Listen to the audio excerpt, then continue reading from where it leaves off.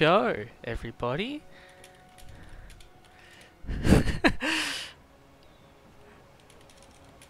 I'm just gonna finish doing this for the Dota Community League.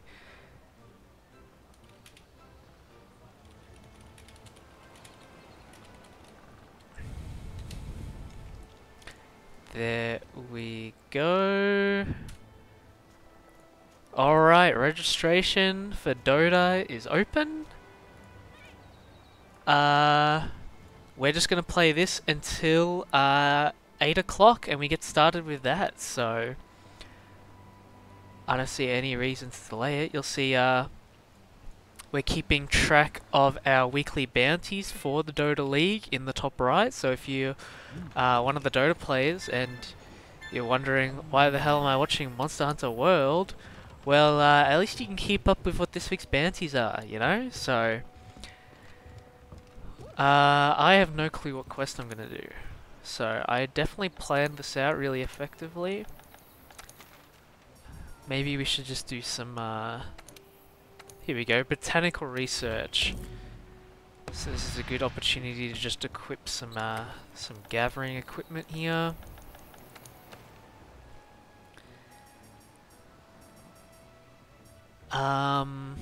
What's the button for the saved armor sets? Here we go. Alright. Oh my god, that looks atrocious. Alright. Layered armor settings. Here we go. Gotta conk over the Wiggler head. Alright, there we go. Looking good, looking good. This is a low rank quest, so I won't bother eating. I'll just eat some rations or something.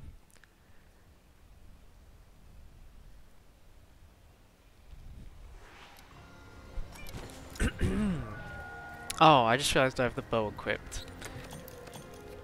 I can't use. It's not that I can't use the bow. It's just that I don't know why I had it equipped. It's not something I really use. I didn't even check what this quest was for, but looks like it's gonna be pretty easy. I accidentally hit that bird.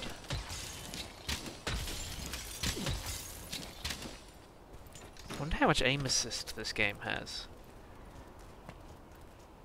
I can't, yeah, okay.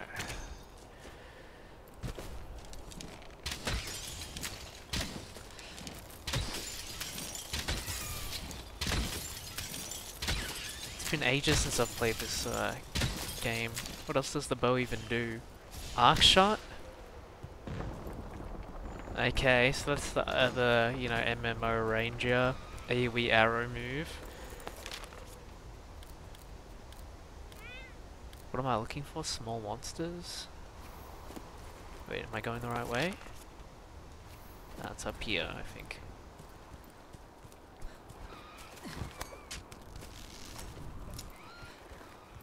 What is this? Ah, right.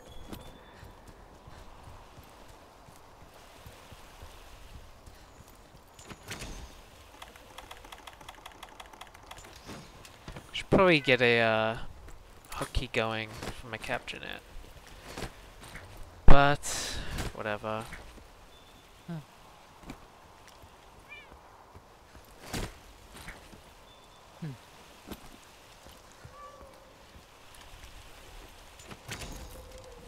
Oh, fucking Jesus.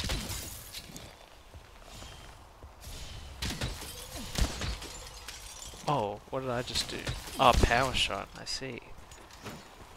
Very interesting, very interesting. I'm sure this is extremely compelling gameplay for the pre-game show here. Community League pre-game show. Oh, this is all low rank materials. I don't fucking want this shit. Why did I equip this armor again?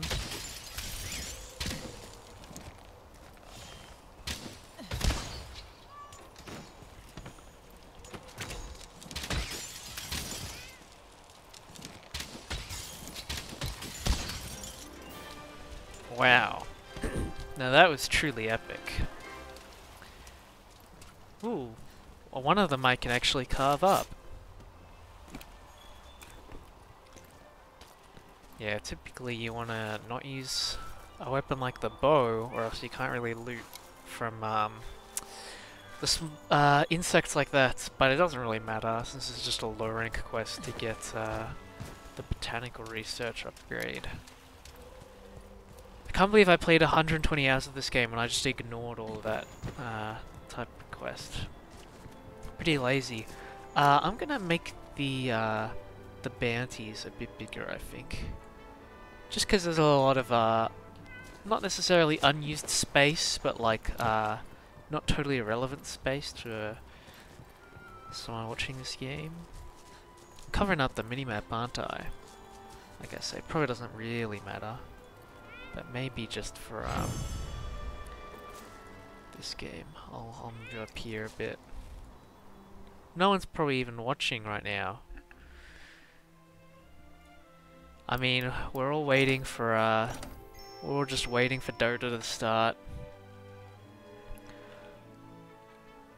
4 responses so far, so got the usual suspects clamoring in. I'm gonna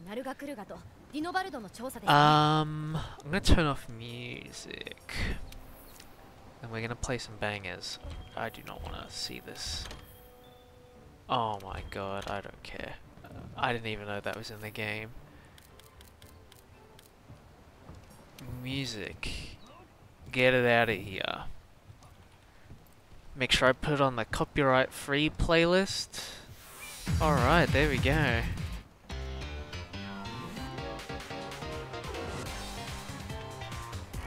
Alright, the voice to music volume ratio is probably going to be way off, but we're just waiting for the Dota to start here at the weekly Community League pre-game show.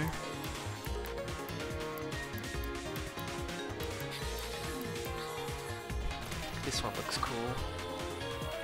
Got a cool looking weapon, I think.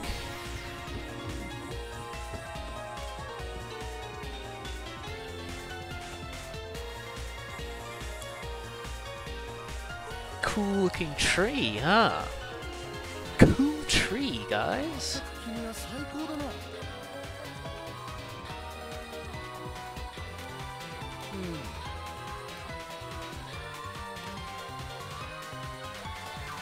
Yeah, Monster Hunter gobbledygook.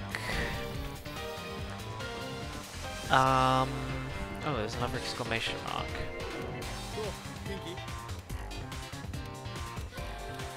Another quest. Oh, this is actually a high rank one too. Okay. I was gonna do something. I don't remember what.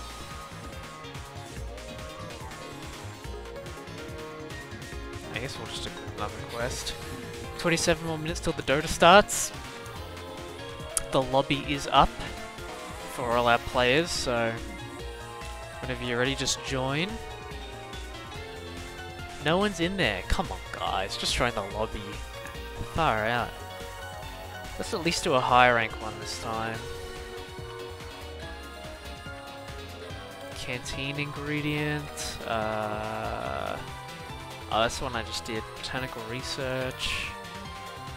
Oh, I'm not doing 2 tempered monsters with only 30 minutes before the Dota starts. Arena. This is... oh, that's low rank. Alright, we'll do a high rank bar off in the arena. That sounds fun. Remind me what he's weak to? Oh, it changes based on whether he's fucking got mud on him or not, doesn't it? Alright, we'll go with an ailment instead of an element in that case. Poison, paralysis, and blast.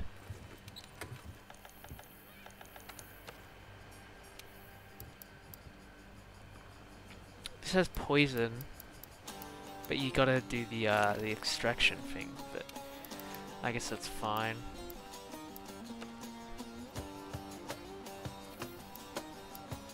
I'm not sure how much of a difference it's gonna make what armor I equip.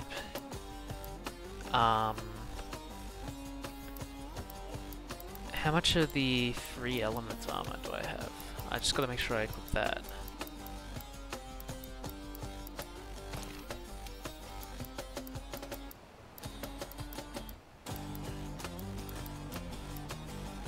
element.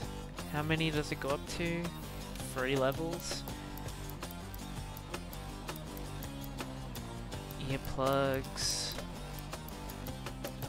Get some earplugs going.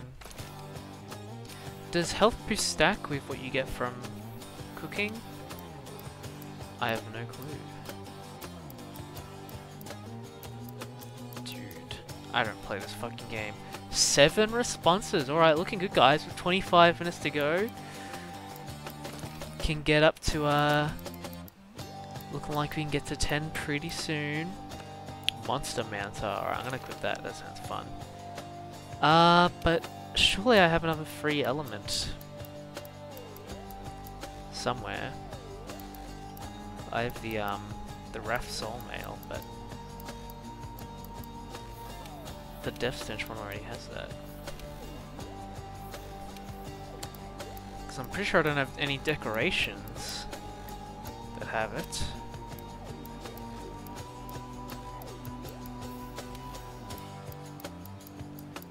Alright, I don't want to spend too long on equipment. I definitely don't need the Ghillie Mantle in an arena. I'm pretty sure this works in poison. I'd be surprised if it didn't. I don't know if I need to equip the Muck one or not. I definitely don't want the Geology Charm either. And stun resistance. Alright. Go to the Chef Cat.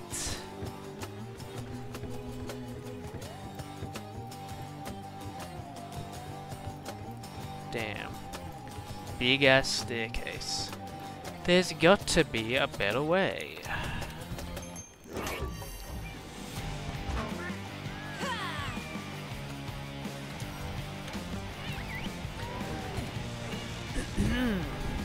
Seven responses.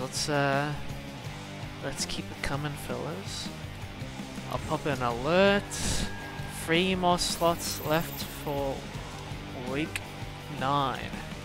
This is your last chance if you want to catch up for week 10 finals. Epic, epic, epic. Alright, what the fuck's in here? Nothing in particular. Oh, I should have gone through my fucking items. Shit. I brought bombs, so should be alright. Should be alright. Should be good.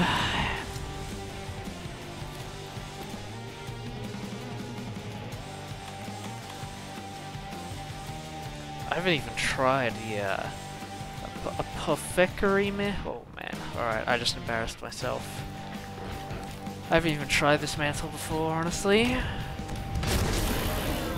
Heart's broken. Far out. Oh, maybe the health boost does stack with what you get from eating.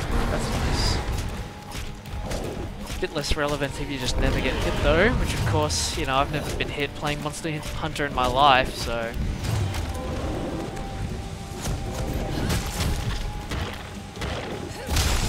Damn, alright. Time to cut off the tail.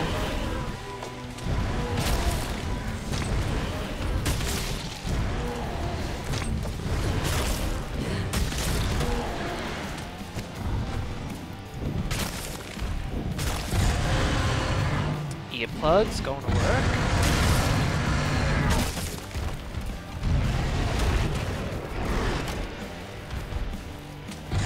Damn, he's fucking drooling. Check it out. How much can you do to his head with a greatsword? I think I usually do a hammer against this guy.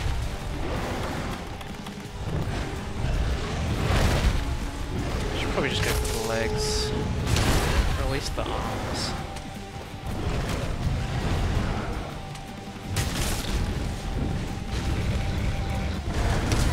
Ooh, I thought that might work. Works against No Gigante. What kind of work against this guy? The old forward roll dodge. Oh shit. Alright, this could be going a bit better.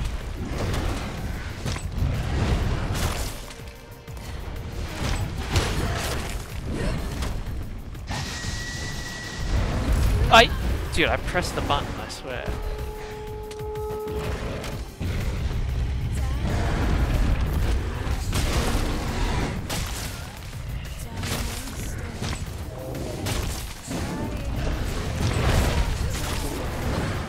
Ah.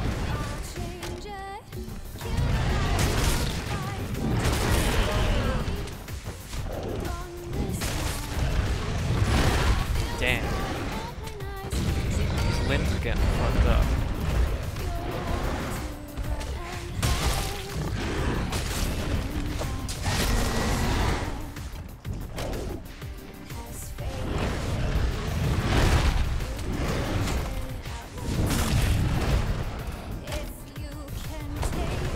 Damn it.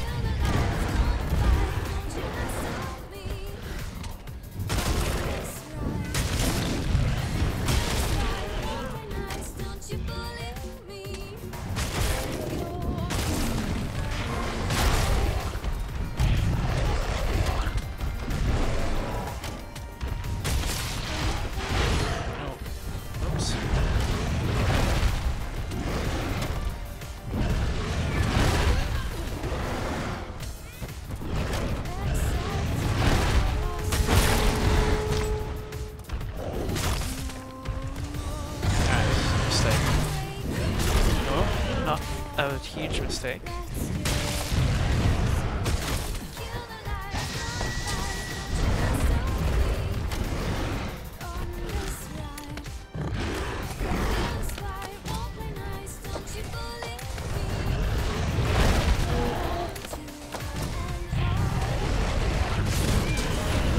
Oh shit, I did not anticipate him to get knocked over from that.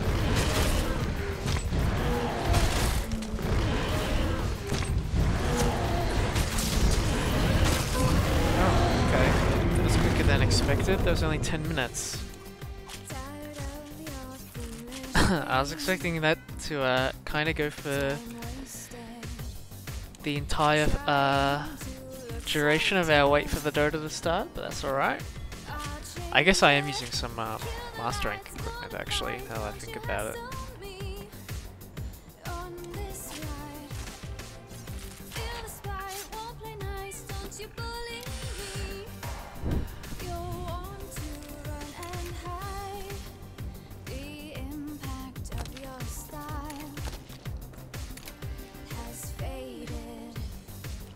How do the monsters in this game reproduce?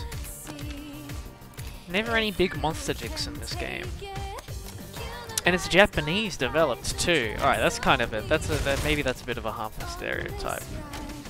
That's a bit of a cheap jab. Yeah, no big monster dicks in this game. Unfortunate, unfortunate.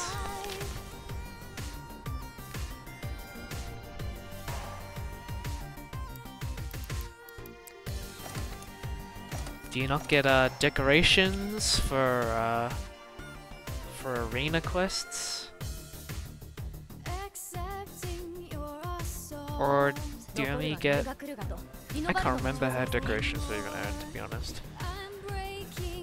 How many of us are in the lobby, fellas? Alright, literally no one. The lobby's up, fellas. Make sure you get in there. I'm sure you don't want to be watching this for much longer. Alright, literally all my investigations are like tempered 9 rank. Fucking monsters. Why does it have an exclamation point? Ah, low time limit.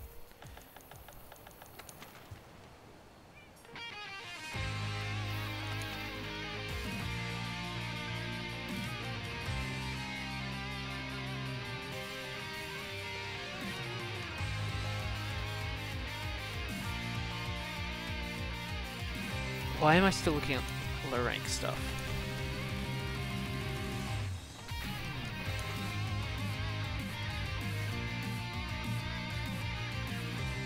I guess we'll do Arathalos. Weak to Dragon, I think. So I'm gonna equip the cool No Gigante sword. Oh, hell yeah. I didn't check what map it was on, but that's alright.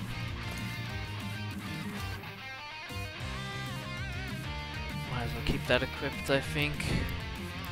Not really looking for any, I guess I need some fire resist, at the very least.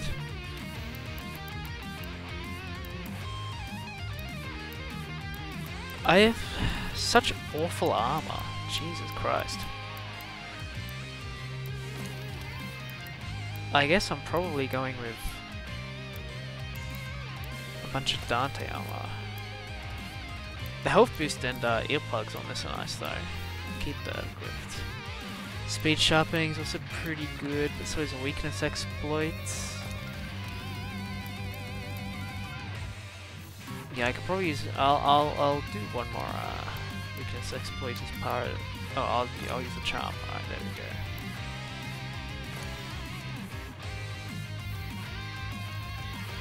I'm gonna really quickly do this. Yeah, more dragon attack is good. Do I have any more dragon attack gems? Nope.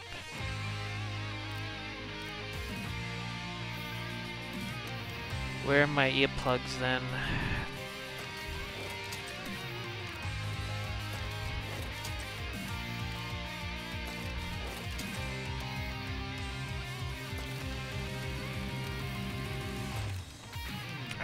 That should be enough.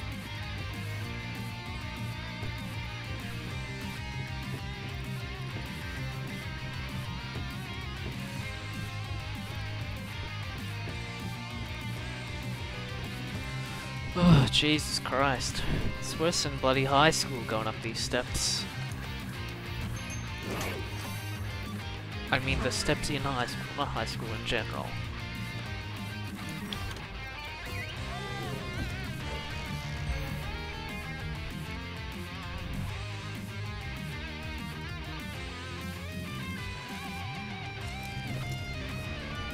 Oh yeah, that's why I didn't check which map it was on, because I selected an arena quest. Alright.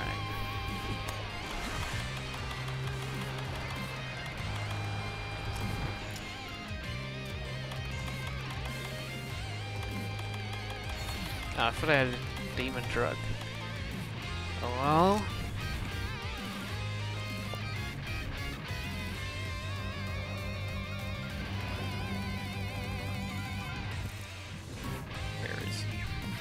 Come here, you big bitch.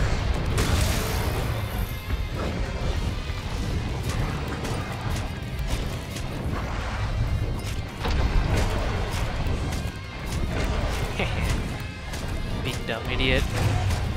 Hit his head on the wall. Oh, alright. Gotta go for the wings. Gotta fuck up his wings. He's gonna have to fucking deal with him flying everywhere. There we go, that's nice, that's nice.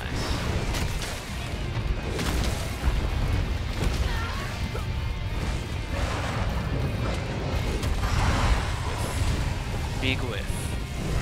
No worries.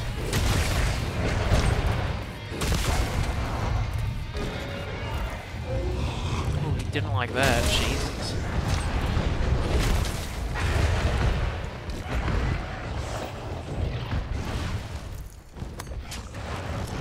Ah.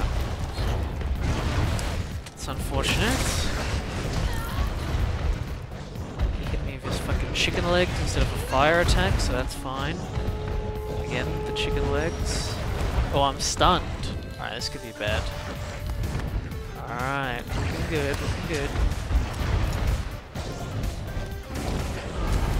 And I didn't mean to hold it like that.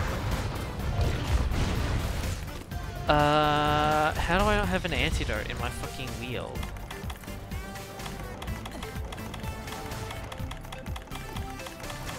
Am I carrying antidotes at all? I'm not even carrying antidotes. Alright. Vital mistake. You can't even use a null bear in that shit. Alright, well, you know, sometimes you just don't play the game for like a year or so, you know? It's a reasonable mistake to make.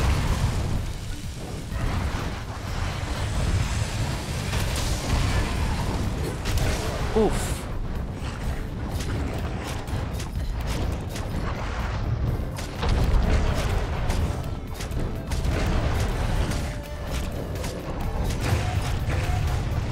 Gotta go for the other wing now, which is fucking holding up higher. Fucking big bitch. God damn it. Alright. Mission failure, boys. Did not break the second wing. Look at me again. Ah. Fuck. I really thought he was gonna swing his head back at me. Back toward me.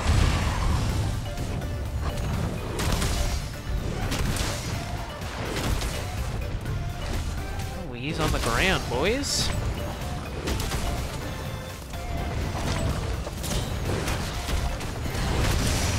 Nice. That's all it takes.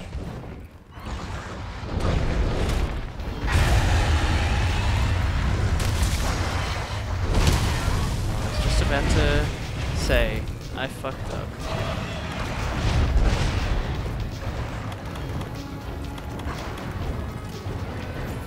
Oh yeah, I gotta roll the fire off.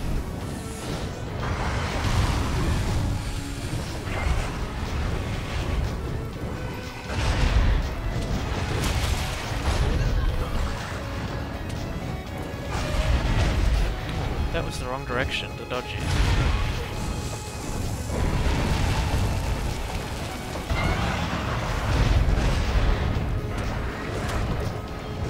Ugh.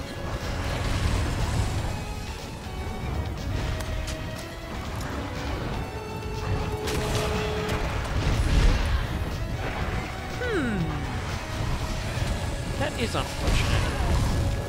That is unfortunate.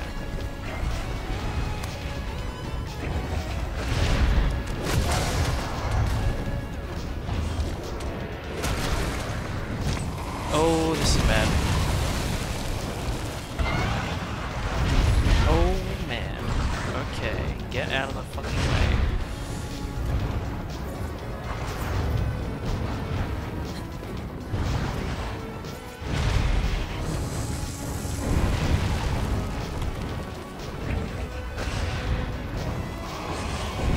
Nine responses! Wow, we're doing better than last week. Wow, this is great. Thank you to everyone who's registered this week who didn't last week. This is great news. This makes me even more excited for next week. Hopefully we can have an exciting finals. Where is he? Jesus Christ. Alright, you gotta lure him into the big drill thing. No, no, no! Don't carve! Don't carve! Wait, oh, the drill thing's not even active. Alright, sometimes you get so excited you lose track of what's going on.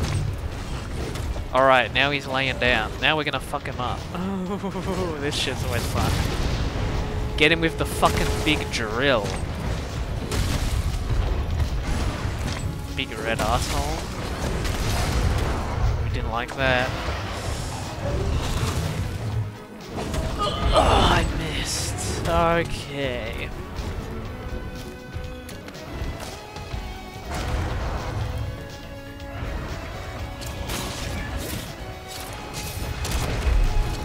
Oh, did that work? It did. Alright, good.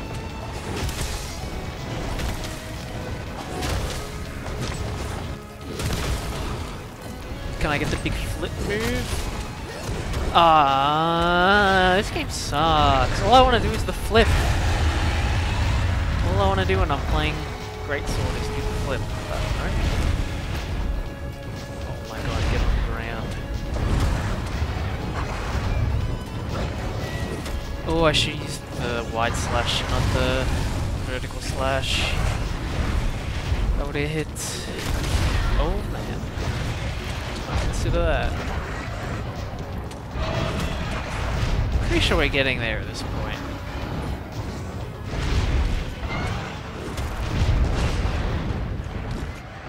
Pretty sure he's getting there. Oh, we got another Bayonetta track in the mix.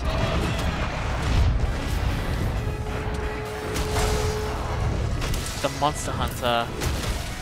probably overpowers the trucks, doesn't it? That's alright. Oh! That's it, huh? Alright. That one last hit was enough.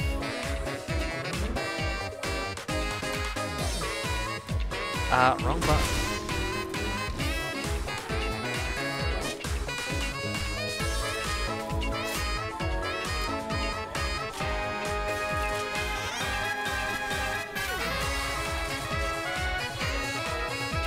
Wow, a plate! Yeah, that could be useful at some point. Even if it is a high rank material.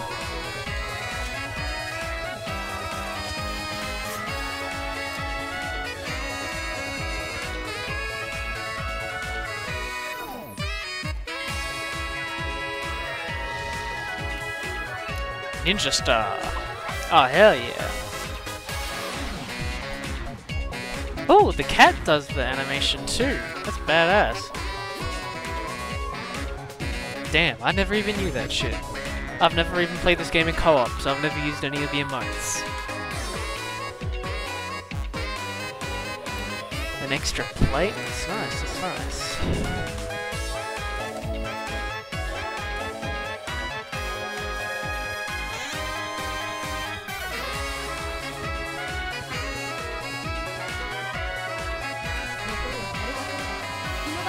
Alright.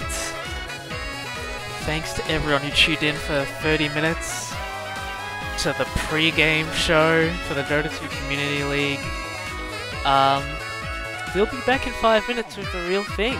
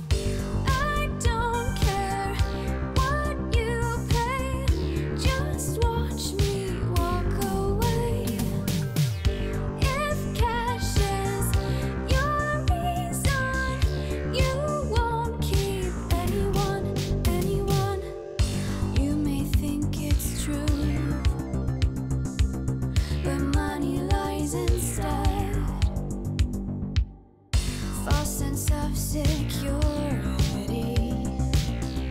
gets inside your head.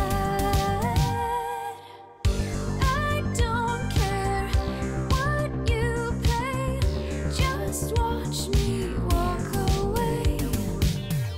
If cash is your reason, you won't keep anyone. Perfect house of shell.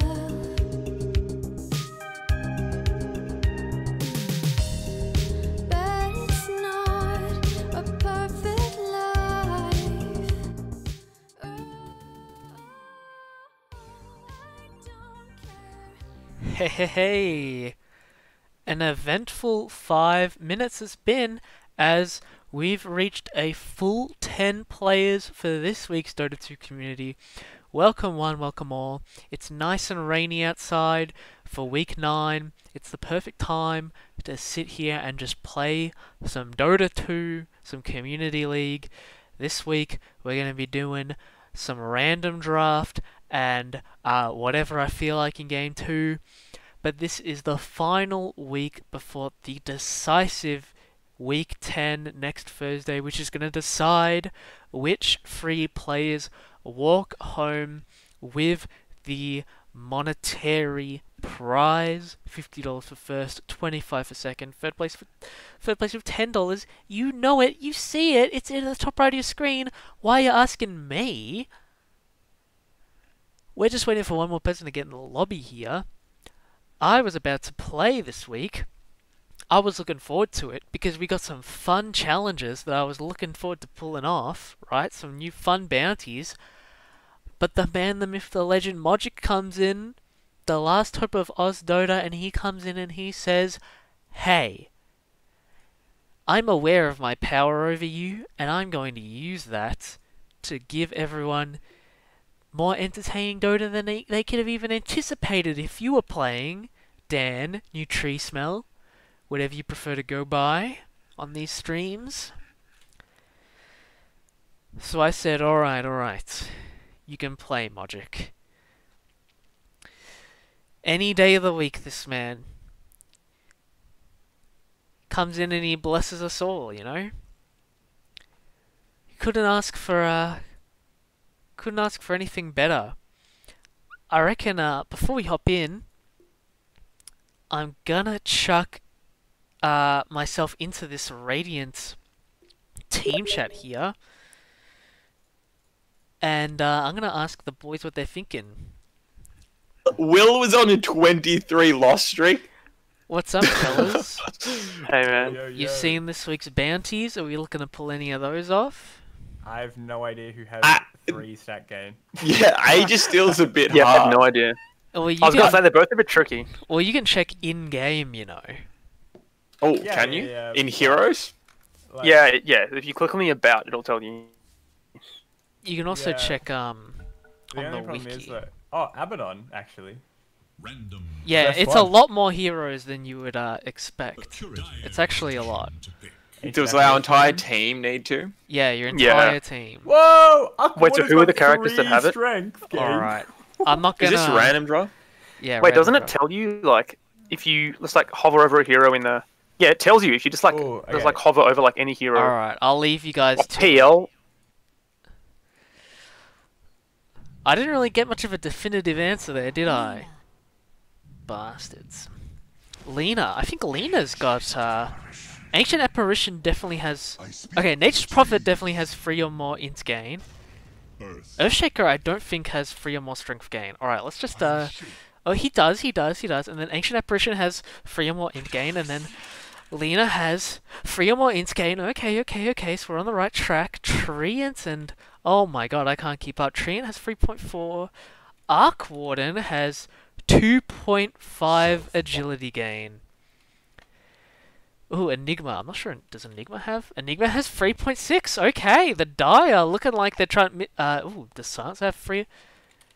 Ooh, Silencer comes just short of the conditions needed for the challenge. So both team. Oh, PL definitely has more than 3 agi gain.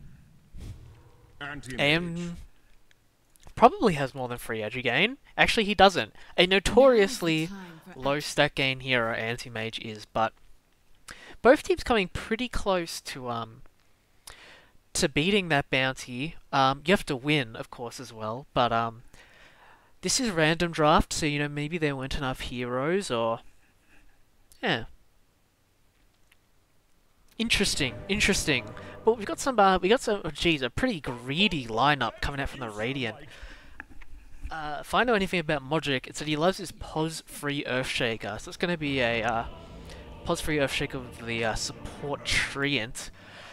But we're seeing a lot of the staple heroes of the league actually coming out here. The Universal Healthcare for All Anti-Mage has carried at least one game on his back with that. Occasionally Lucky playing the Arc Warden. I think he's just realised that Arc Warden doesn't have 3 or more agi gain. Yep, that's it. I mean, no words for this man. Alright, let's get into it. We've got all returning players this week. Most of these players are pretty high with the points, so pretty much I'd say at least 7 out of 10 players, just off my memory alone, are definitely in contest for at least top 3, especially if they can complete some bounties. But we've got Stealth Soldier on the Treant. That's a hero we've not seen, I don't think anyone play so far. Occasionally Lucky on his patented, for better or for worse, Arc Warden. Modric on the patented for best Earthshaker. The Bourgeoisie on the PL, which we've seen him play before. He did an interesting Radiance build last time he played this hero, and we get to on the AA there. For the Radiant, we have Antichrist and the Nature's Prophet, looking like he's playing that Pos 5, so that's fun. Me6 on the Silencer, going to be going mid, trying to stack up some int from his opponents. Universal Healthcare on his patented for the best Anti-Mage Gangu 69 on the Enigma, and Killer Jack on the Lena. So okay, it's looks like one of these heroes is going to be supporting. It's going to be Killer Jack taking the Lena mid with 2 clarities. So looking like it's a 2-for-2 split on the bounties level 1. So good for both teams. But I will say, Dire's lineup does play at a significantly faster tempo than Radiant's, right? Radiant, they got PL, who can fight a little bit after Diffusal, but he usually wants a Manta +1 if he really wants to just 1v5. And Arc Warden, as we all know, is a hero who kind of plays for that 4 to 6 slot timing, where that's when he becomes the strongest hero on the map. Contrastingly, the Dire are playing Anti-Mage and Nature's Prophet, who are 2 very fast tempo heroes. Anti-Mage, though, is really reliant on that Battle Fury Manta timing, so it's gonna come down to Modric and Stealth Soldier to make the space for their cause in order to make sure this Anti-Mage doesn't snowball too hard, in order to slow down that Battle Fury timing. And even then, Antichrist on his Nature's Prophet is going to be able to make a lot of space for the Anti-Mage in his own right on that Nature's Prophet. Should be, you know, warding in interesting spots, split pushing, and just generally being a nuisance for the Radiant. Bit of an awkward angle for the Nature's Grasp there, but you know, this ability is a bit janky in general, I'd say. The Dire here is already getting a little bit of damage on that tower. You know, it all adds up here, and PL and AA is a bit of a lack of wave clear, so Enigma Eidolon is definitely could result in a lot of pressure on this lane, and geez, both of these heroes are trading pretty hard there. Gangu looks like he wants to go for a blink this game over any sort of pushing item like a mechanism or a pipe. And occasionally Lucky, geez, with a huge CS lead over Killer Jack. I believe Arc Warden's... Ooh, excuse me, missing top blood. First blood top, where Antichrist is going to take down Stealth Soldier, who was diving the tier 1 there. But this Arc Warden versus Lina matchup, I believe. So Arc Warden's going to take a bit of a damage advantage now, as he gets a couple more levels and a couple more Wraith bands. But in the first couple levels, Lina, especially with her nuke, definitely has the advantage there. So Steven perhaps asserting a bit of dominance. We can already see that these Nature's Prophet Treants already doing a lot of work up top. Just makes it hard for these heroes who are relatively weak laners. Hard to trade. Earthshaker definitely a notoriously weak laner. Definitely played more reliably in that roaming role for a lot of high level players. Treant obviously has a strong right click, and he has, you know, bonus armor, and I believe this amps self heal and regen. So that's great, but God, he's just so slow. He's just so slow.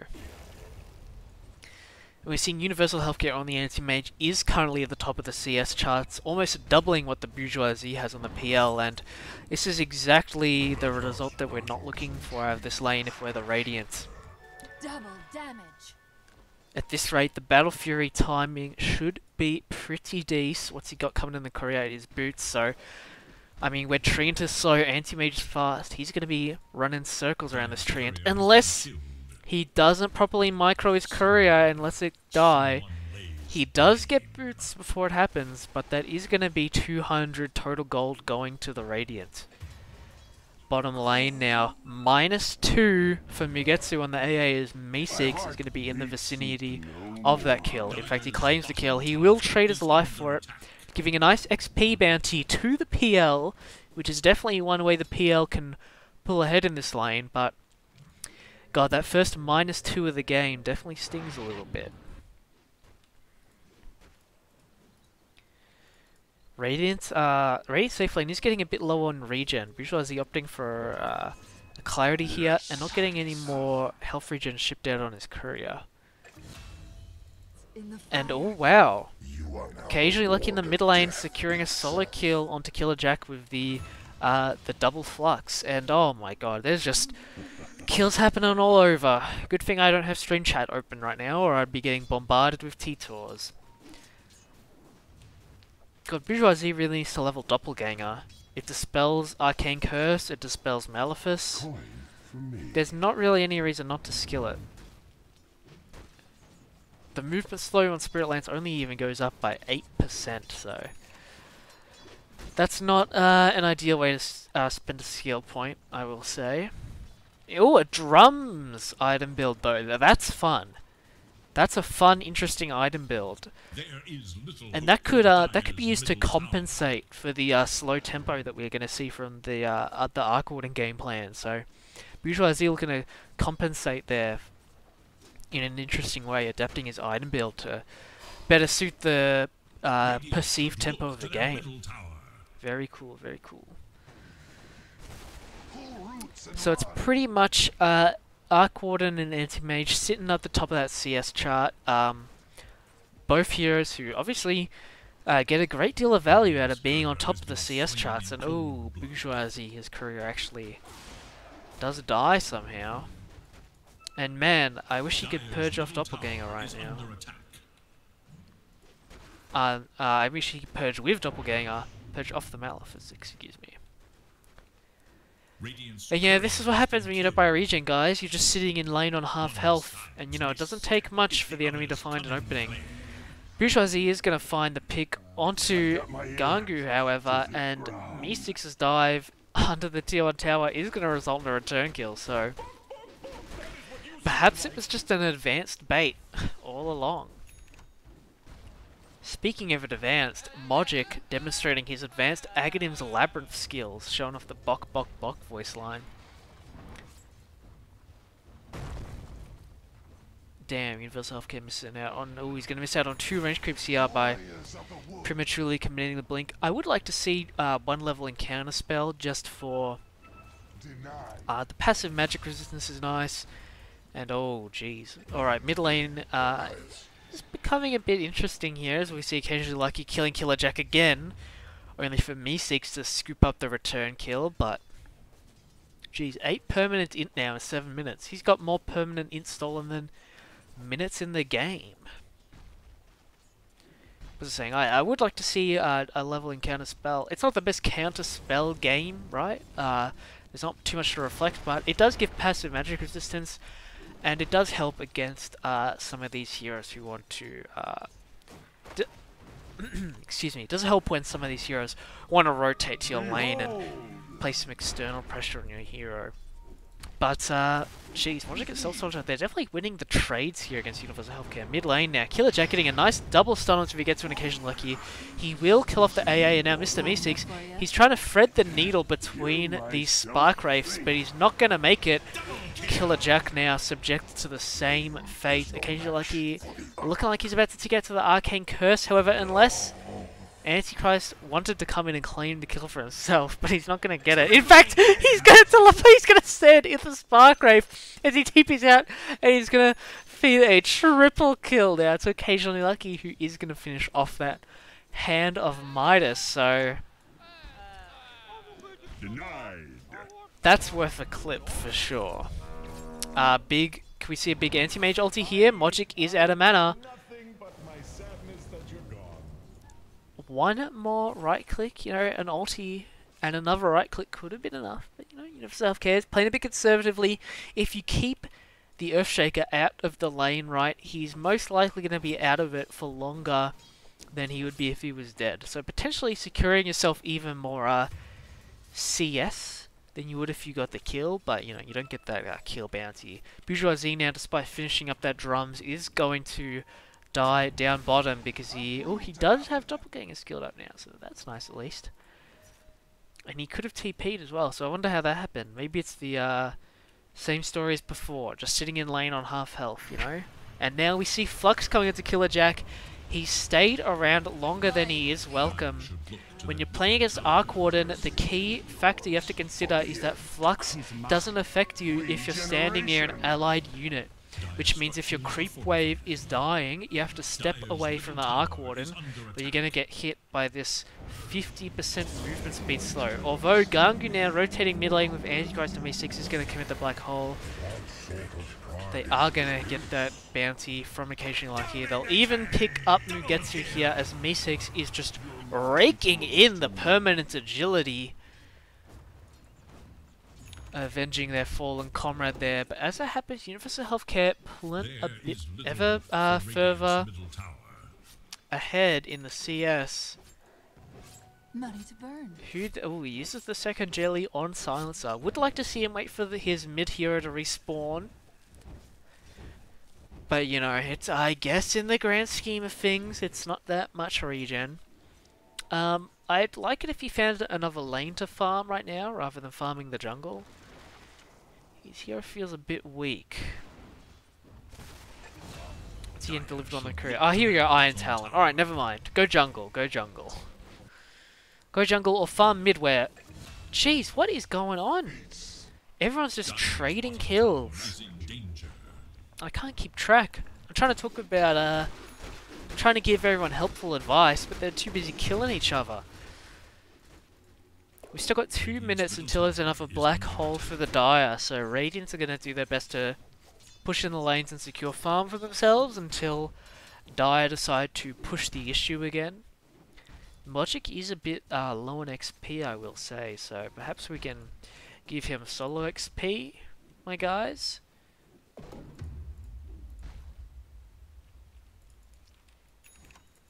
Killer Jack now, definitely seeing a big boost in XP as he was level 7 only a couple minutes ago. Bourgeoisie, he will take a big chunk of damage from the Wrath of Nature, and now he has committed Doppelganger offensively, so between the Malefice and the Glaives of Wisdom, that's going to be another +2 for the Mr. Meeseeks Big Brain Silencer. Mojic up top has been pushing in that tier 1 tower. A dire response is here, Killer Jack with the haste rune. He will throw out the Fisher, but it's not going to be enough to save him from Universal's anti-mage, who is getting body blocked, I will say, a bit by the Antichrist tree, and he also secured the kill for himself with the Mana Void, getting him ever so slightly closer to that Battle Fury. And you know, sometimes he's just level 6 at 12 minutes as an offlaner. It can happen to anybody. Meeseeks making the same mistake as Killer Jack earlier here. Sitting in front of an Arc Warden despite not having a creep wave, and now it's going to be up to Gangu and Antichrist to try and force him back as the magnetic field comes out, and they're not going to be able to really do anything about it. They're just kind of out of spells. So occasionally Lucky quite literally getting away with murder, not just of Mr. Meeseeks, but also of the tier 1 middle tower. And he's going for a Blink Dagon build, so he's actually not going for that hyper late game build we were anticipating. He's going for something a bit more fast paced, much like the anti-mage intends to play, or at least as he would intend to play if he wasn't dying up top. He needs to be in a lane where he's not going to be under constant pressure, I think.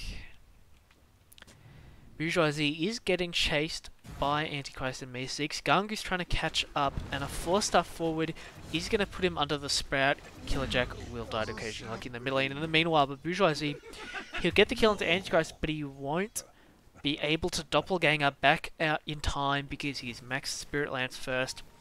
Just equip a hero guide. Just find the Tortellini PL guide. My friend, Bourgeoisie. Occasionally, Lucky now, he doesn't do much with the Blink Dagger by itself, but will have a bit more of that burst utility when he finishes the Dagon. Jeez, what is the cast range on Arcane Curse? Just cursing that Arc Warden from miles away.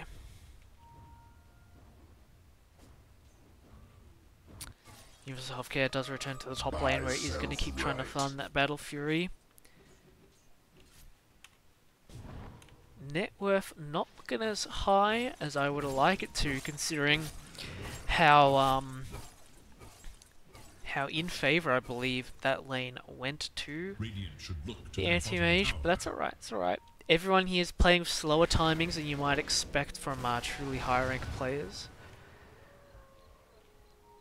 Universal Healthcare is going to get that bounty rune. So right now it's 2-0, 2-1. Alright, it's going to be 3-1 for bounty runes in favour of the Dire.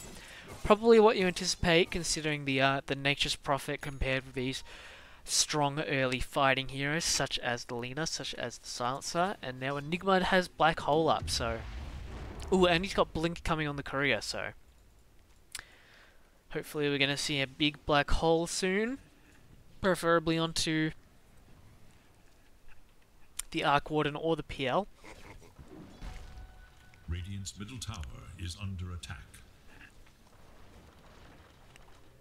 Logic similarly working on his own Blink. Excuse me, Jesus. Radiant should look to their middle tower. Excuse me. Radiant structures are fortified.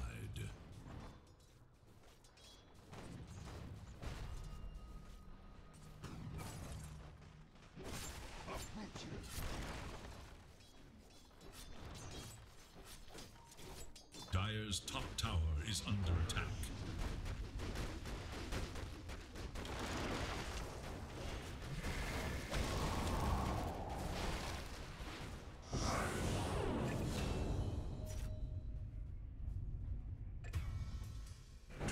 Still hear no more from me. Dire's top tower is lost.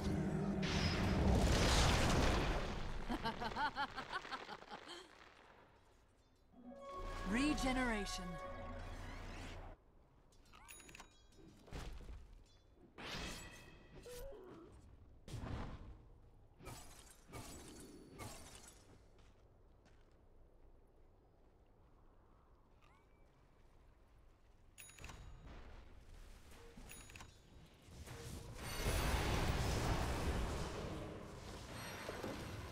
Killing spree. Occasionally Lucky showing us the first use of that Dagon, using it to burst down Killer Jack in his own jungle with the use of the Tempest double. And he is sitting dominantly at the top of the net worth charts right now.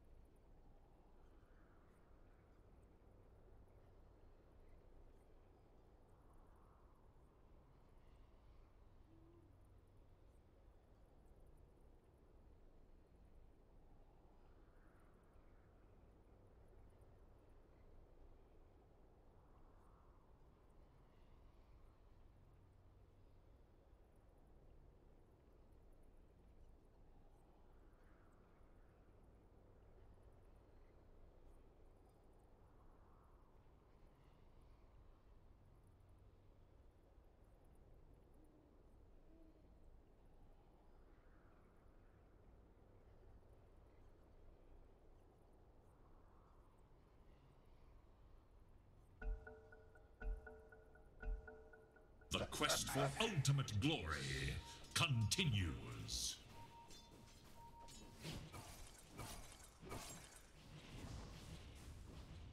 Radiant's middle tower is under attack.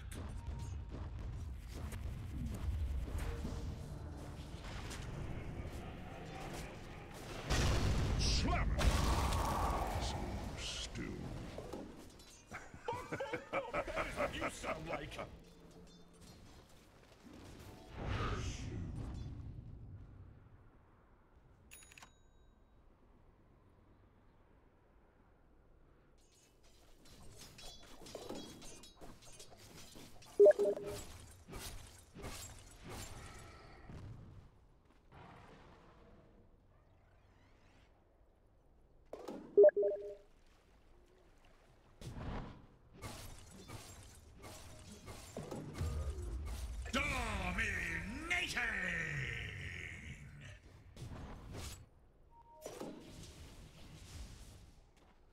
Dude, how am I supposed to anticipate these Arc Warden kills? Like, literally nothing interesting is happening on the map, but someone just walks up to this 11k net with Arc Warden for some reason. It's like the Dire have a suicide pact or some shit. Dude, I can't fucking talk. See the Nice one, forest. Logic. It was time to clear the Carrying the team on his back like always. double damage. Jesus fuck. Universal Healthcare is making progress with their Battle Fury, pulling ahead of the Bourgeoisie now. Not in terms of XP though. I'd say if Dire aren't careful, their anti-mage's timing is going to be like abnormally short. If they feed any, I mean, it pretty much already is. This Arc Warden is so absurdly massive. It's going to take a lot to nullify that strength. Although this could be a good start as they're ganging up on him with 3 heroes. Me6 is going to give his own life in order to secure the kill. Radiant should look to their middle tower. But at least he'll take the 600 gold kill streak, although Antichrist does feed a little bit at the end.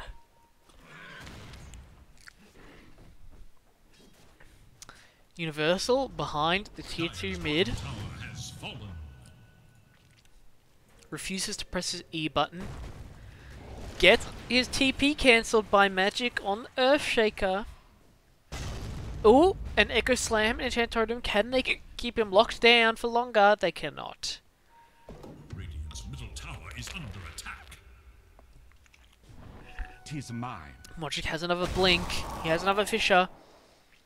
All he needs is a little bit of vision. Universal, he goes in the different path to what they're expecting, but he does get found out by Stealth Soldier now. But Magic, he's on top of.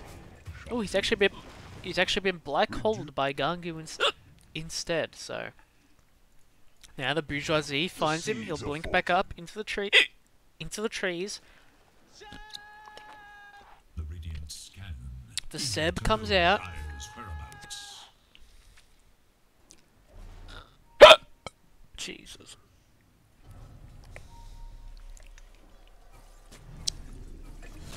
An unfortunate time to have hiccups. And I mean, how does he get away with it? How does he get away with it? Top tower is under attack.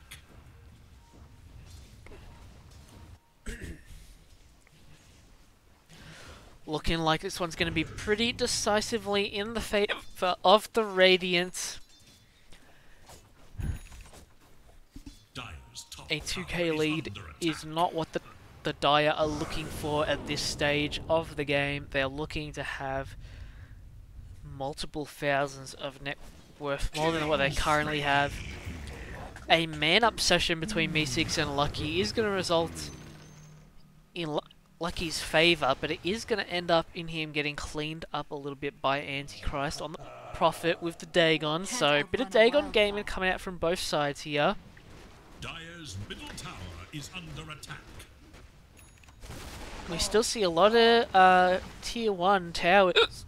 We still see the bottom and top tier 1 towers for the Radiant standing, where The Dire do not hold their equivalents, so not where you want to be against an Arc Warden, that's for sure.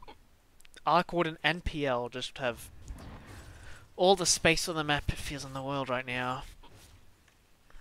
Radiant's top tower is under attack.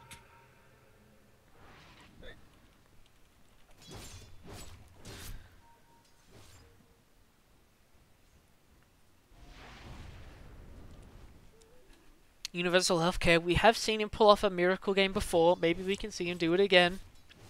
He might need something like a Rapier in order to grant that True Strike. And he might need something like a Mjolnir in order to counteract the PL, but there's always that chance. Especially with the Black Hole coming out from Gangu69, he is going to get that BKB soon, so there's always a chance for a 5-man Black Hole, no buyback situation.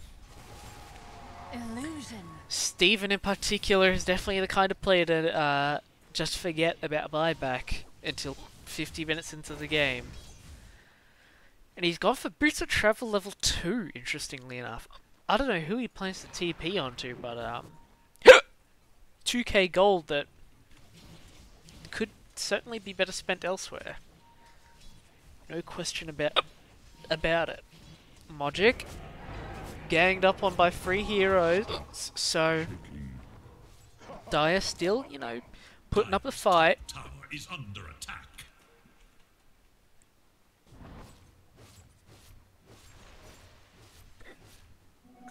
Haste.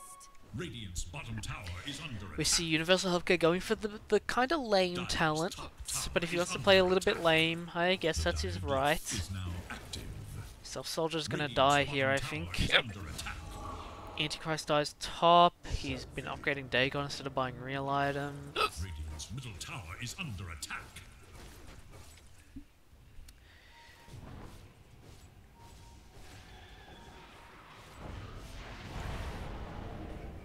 LSA does come out onto the Arc Warden, and he is used up now. Universal Killerjack, you have to stand near Universal in order to make sure that Flux doesn't come into effect. As he gets hit by the Ice Blast now, he pretty much ensures his death. Simultaneously, Gangu with the Black Hole is gonna force occasionally Lucky into an 80+ second respawn timer. So that's exactly how you come back into this game if you're Dire, honestly. Especially with the last hit going to Universal, he's making a lot of gold right now. He's getting a lot of XP. He's pulled ahead of the Bourgeoisie on the PL by a lot, in fact, when he was very behind before. Magic's gonna commit the Echo Slam, but between the magic resist on Universal and the lack of follow-up from his cores being dead, that's going to be another Echo wasted for the Radiants, Is no more. Radiant's top who are tower looking is like they're under going to be able to attack. claim 2 Radiant's towers top here tower in the has top lane. fallen. Unless they just choose not to, which, Nice you know, they burn. just might. Apparently. Radiant's top tower is under attack. Oh, Jesus fucking Christ. I'm starting to get pissed. These hiccups are lasting too long. So what is Universal going to go for next? I would guess Abyssal. But it also might be a bit of a BKB game. God, he goes for the fucking uncontrollable illusion. Are you kidding? Why does he intentionally choose the bad talents? Don't do that. Oh, the Boots of Travel level 2! He teleports to the exact same space he could have TP'd to if he had Boots of Travel level 1. Incredible stuff coming out here from occasionally Lucky on his famed Arc. Jesus Christ. On his famed Arc Warden.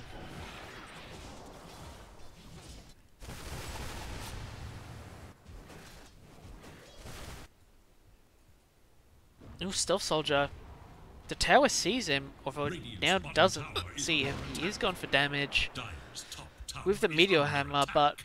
but backdoor protection is in fact a thing. And now Global Silence, it looks like in the Dire jungle here, they're going to get the pick off onto kill Jack on the Lena, and they're going to find a second onto Mr. Me6.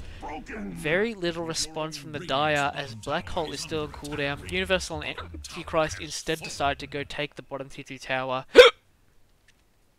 opening up this outpost. and opening up this tier 3, which they have a lot of treants right now, and they have a catapult, so if there's any time, it's now. Occasionally Lucky wants to go for the low committal deep push with the clone, and it looks like it's going to be enough to force them back.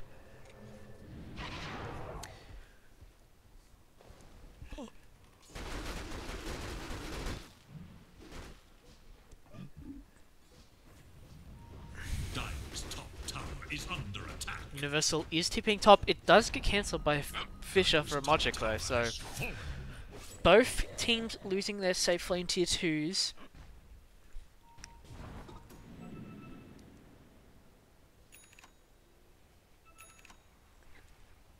Basher now for the anti-mage. Do they see this bot DD rune? They do, but they just don't want to give it to the anti-mage. Alright, interesting play. Just don't give the DD to your anti-mage, guys. No worries, no worries. Looks like both teams are looking to engage around the Roche Pit now. It is a 4v5 as Stealth Soldier in the Treant is not here for the Radiant. Killer Jack now gone on by the clone from Occasionally Lucky with a nice echo follow-up from Mogic, but it's not going to quite be able to finish the pick off. A second Dagon from Occasionally Lucky, plus a Fisher onto Meeseeks will. Now Black Hole from Gangu as a desperate bid to stay alive is going to be enough to finish for the Bourgeoisie. He's not going to pop the BKB in order to save his own life though. And Universal isn't going to be able to find the pick onto the Arc Warden in return. So it's a free for both teams. Both teams also spending a buyback each, and the gold and XP looking relatively even. We've definitely a noticeable XP shift for the Radiant, but the XP for the Dire does go towards the anti-mage, which is their most important hero. The Radiant also do reach level 25 on the Arc Warden, who definitely picks up an impactful talent here with the Sparkrave damage. I wonder if he's going to look to kill Roshan with that. But as Universal does get closer to this Abyssal Blade, he does get closer to being able to solo kill this Arc Warden, who has nothing in terms of agility items, so definitely could be vulnerable to an Abyssal Manta pickoff from the anti-mage. Global committed mid, but Mr. Meeseeks is going to overstay his welcome, and he will get picked off now. But Dire do secure the tier 2 tower. Radiant's top tower is under attack. Universal Healthcare does find himself a Paladin Sword, one of the better tier 3 carry items. Jesus. Gangu now working towards a Refresher Orbs, understanding the Black Hole is the most influential factor for the team in this game, and now 2 more pickups, pickoffs in the top lane onto Antichrist and Killer Jack. Killer Jack having a particularly rough time this game. With only a Yules and a Maelstrom to his name. Occasionally Lucky does do the same local middle. Clone Tippy is always done. Jeez. Universal Healthcare, you might as well go for the full kill there, buddy. You might as well commit the Mana Void. It's 300 gold, you know? 300 gold. It's pretty good. Radiant's bottom tower is under attack. Oh, another TP bottom. He's actually another blink towards the bottom racks is going to result into a pick off onto Migetsu. The Manta is on cooldown, so he can't purge this Orchid off just yet. He will at the last second, and he's going to secure himself a blink away and a TP, which will not get cancelled. Tower is under attack. Radiant definitely getting their numbers spread a bit thin by this split push from the Dire. Universal Healthcare finally picks a good talent with the 50-second Mana Void cooldown. Going to be able to do a lot more pick-offs this way over the course of this match. God. Pain. What can I say?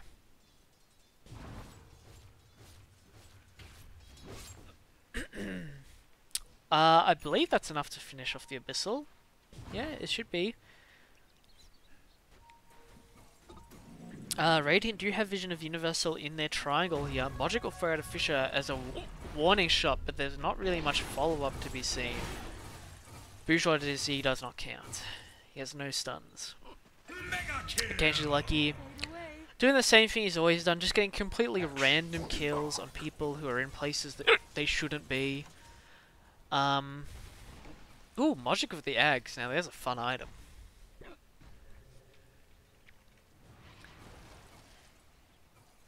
Ooh, Radiant. Both teams really are keeping an eye on Roshan now, as Radiant maintain vision with the Ice Vortex, while Dire maintain vision with the Treants. Universal is a bit low in mana, but not as low mana as the Bourgeoisie. Could this be an opportunity for the teams to engage? PL without mana is definitely a PL who is vulnerable to dying. Occasionally, like, you know, he's using the clumsy net from that clone in order to lock Gangu down, and that Spark Wraith is going to be enough to finish it. The clone will fall, but so will the Bourgeoisie.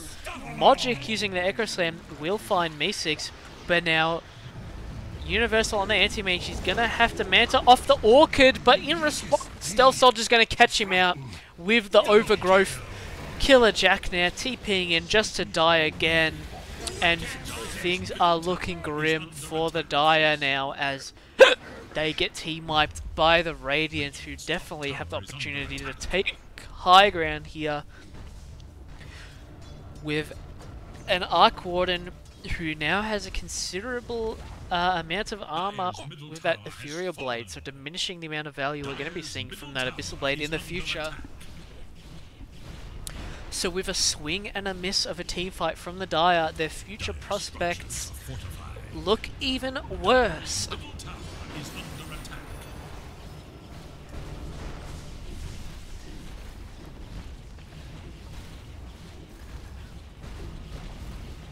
Dire's middle tower has fallen. Yeah, looking like an easy Rex here for the Radiant. Dire going to be giving it up. Partially because of the sheer amount of Spark Race, partially also to save Universal Healthcare buyback.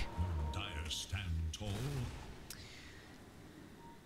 Stealth Soldier now, he's actually got a finished Ags. So I mean, the later this game goes, the more grim it is for the Dire seemingly, as Stealth Soldier just is going to be constantly planting vision all over the map.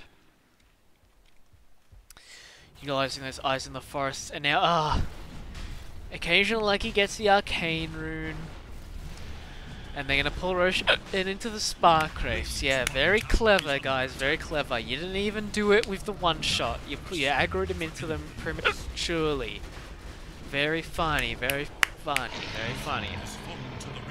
Each is into the hands of the PL. Makes sense. This Arc Warden is not going to... He's not going to die anytime soon.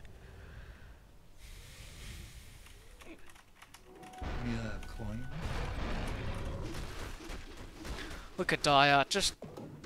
Radiants are literally farming their own triangle, and Dire barely even feel like they can leave their base. They're just pigeonholed in here right now, seemingly.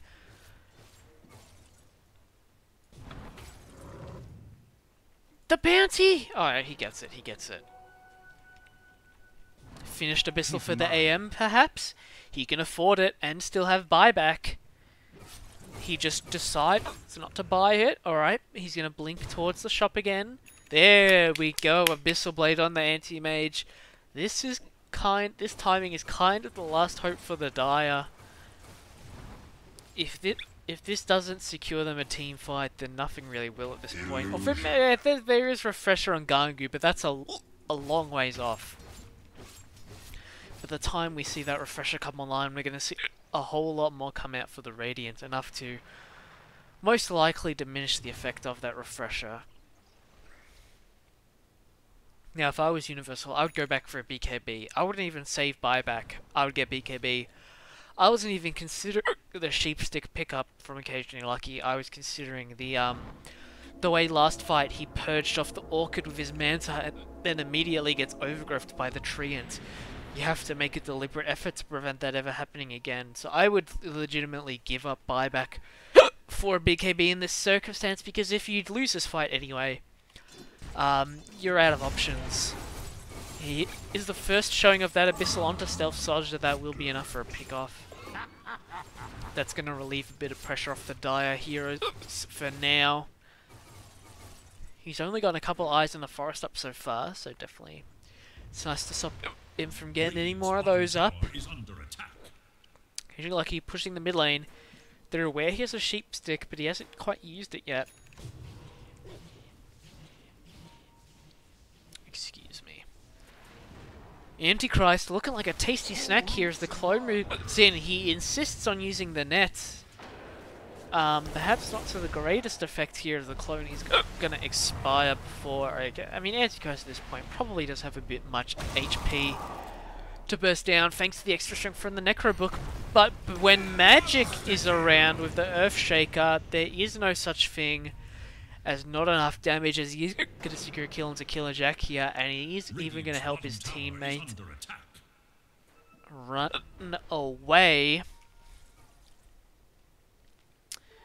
A DD rune now, not another DD, not at the hands of the anti-mage. Mogic, in fact, is going to look for the pick-off as he doesn't quite get the cancel onto Universal's TP. Daya now smoked up. They're looking for a black hole. Radiants are not going to be expecting Radiants are not going to be expecting for Daya to make a move while the Lina is dead, and perhaps this could be the chance. They find occasionally lucky on. They find occasionally lucky on the Arc Warden, but the BKB greedily goes uncommitted by Gangu. They will end up finding the pick off onto the Arc Warden, but not before they have to evacuate themselves. And it's Gangu and the Enigma, right? Gangu. You buy a BKB, you use it. The whole point of BKB is that you get the full channel off on Black Hole, no questions asked. So when you blink in and you have a 10-second BKB, you've been holding onto this BKB for like, what, 10-15 minutes? When you've been holding on to 10-15 minutes, it's still at 10 seconds, and you're going to blink in and not use it with your Black Hole. You're just, you're playing as if you're not here at the net worth, but you're literally below the Ancient Apparition at that point. Dire's middle tower is Like, you're just not using the item that you bought. And more pickoffs for the Radiants are pretty much going to seal the deal, even if the Arc Warden is dead at this point. Bourgeoisie is becoming a force that the Radiant heroes are ill-equipped to deal with.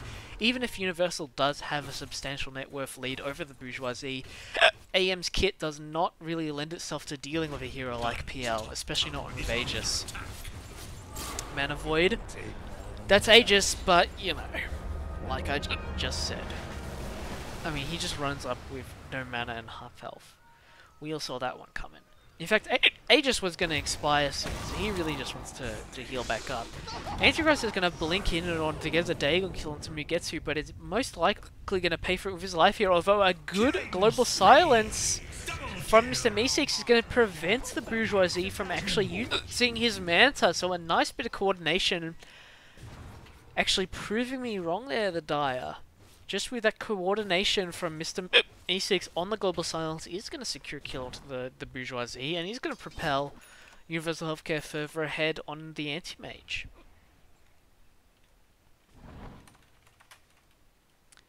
the stalwart will hold, the weak will falter. Killer Jack with a unexpected. Ooh, is anyone playing the pause game?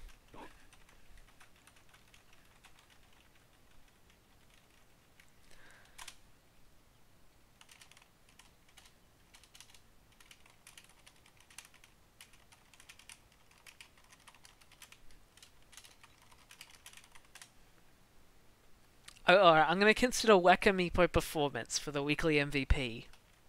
So you guys better get going on that Wacka Meepo. Oh, look at the numbers climb up! Jesus Christ! Damn, Mr. Meeseeks making a comeback on that one. It was only Antichrist who was even playing before. Mr. Meeseeks just comes in and destroys it.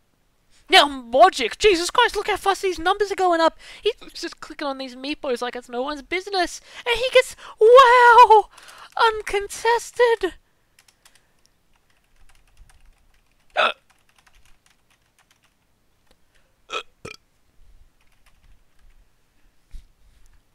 This guy is so good. Oh man, these hiccups are fucking triggering. Mogic looking like he wants to really sway the opinion of our MVP council this week as he just destroys everyone else in Wacka Meepo. No lube. Just fucking everyone. This is insane. Look at him go. I think I might have to gift you a sub or something.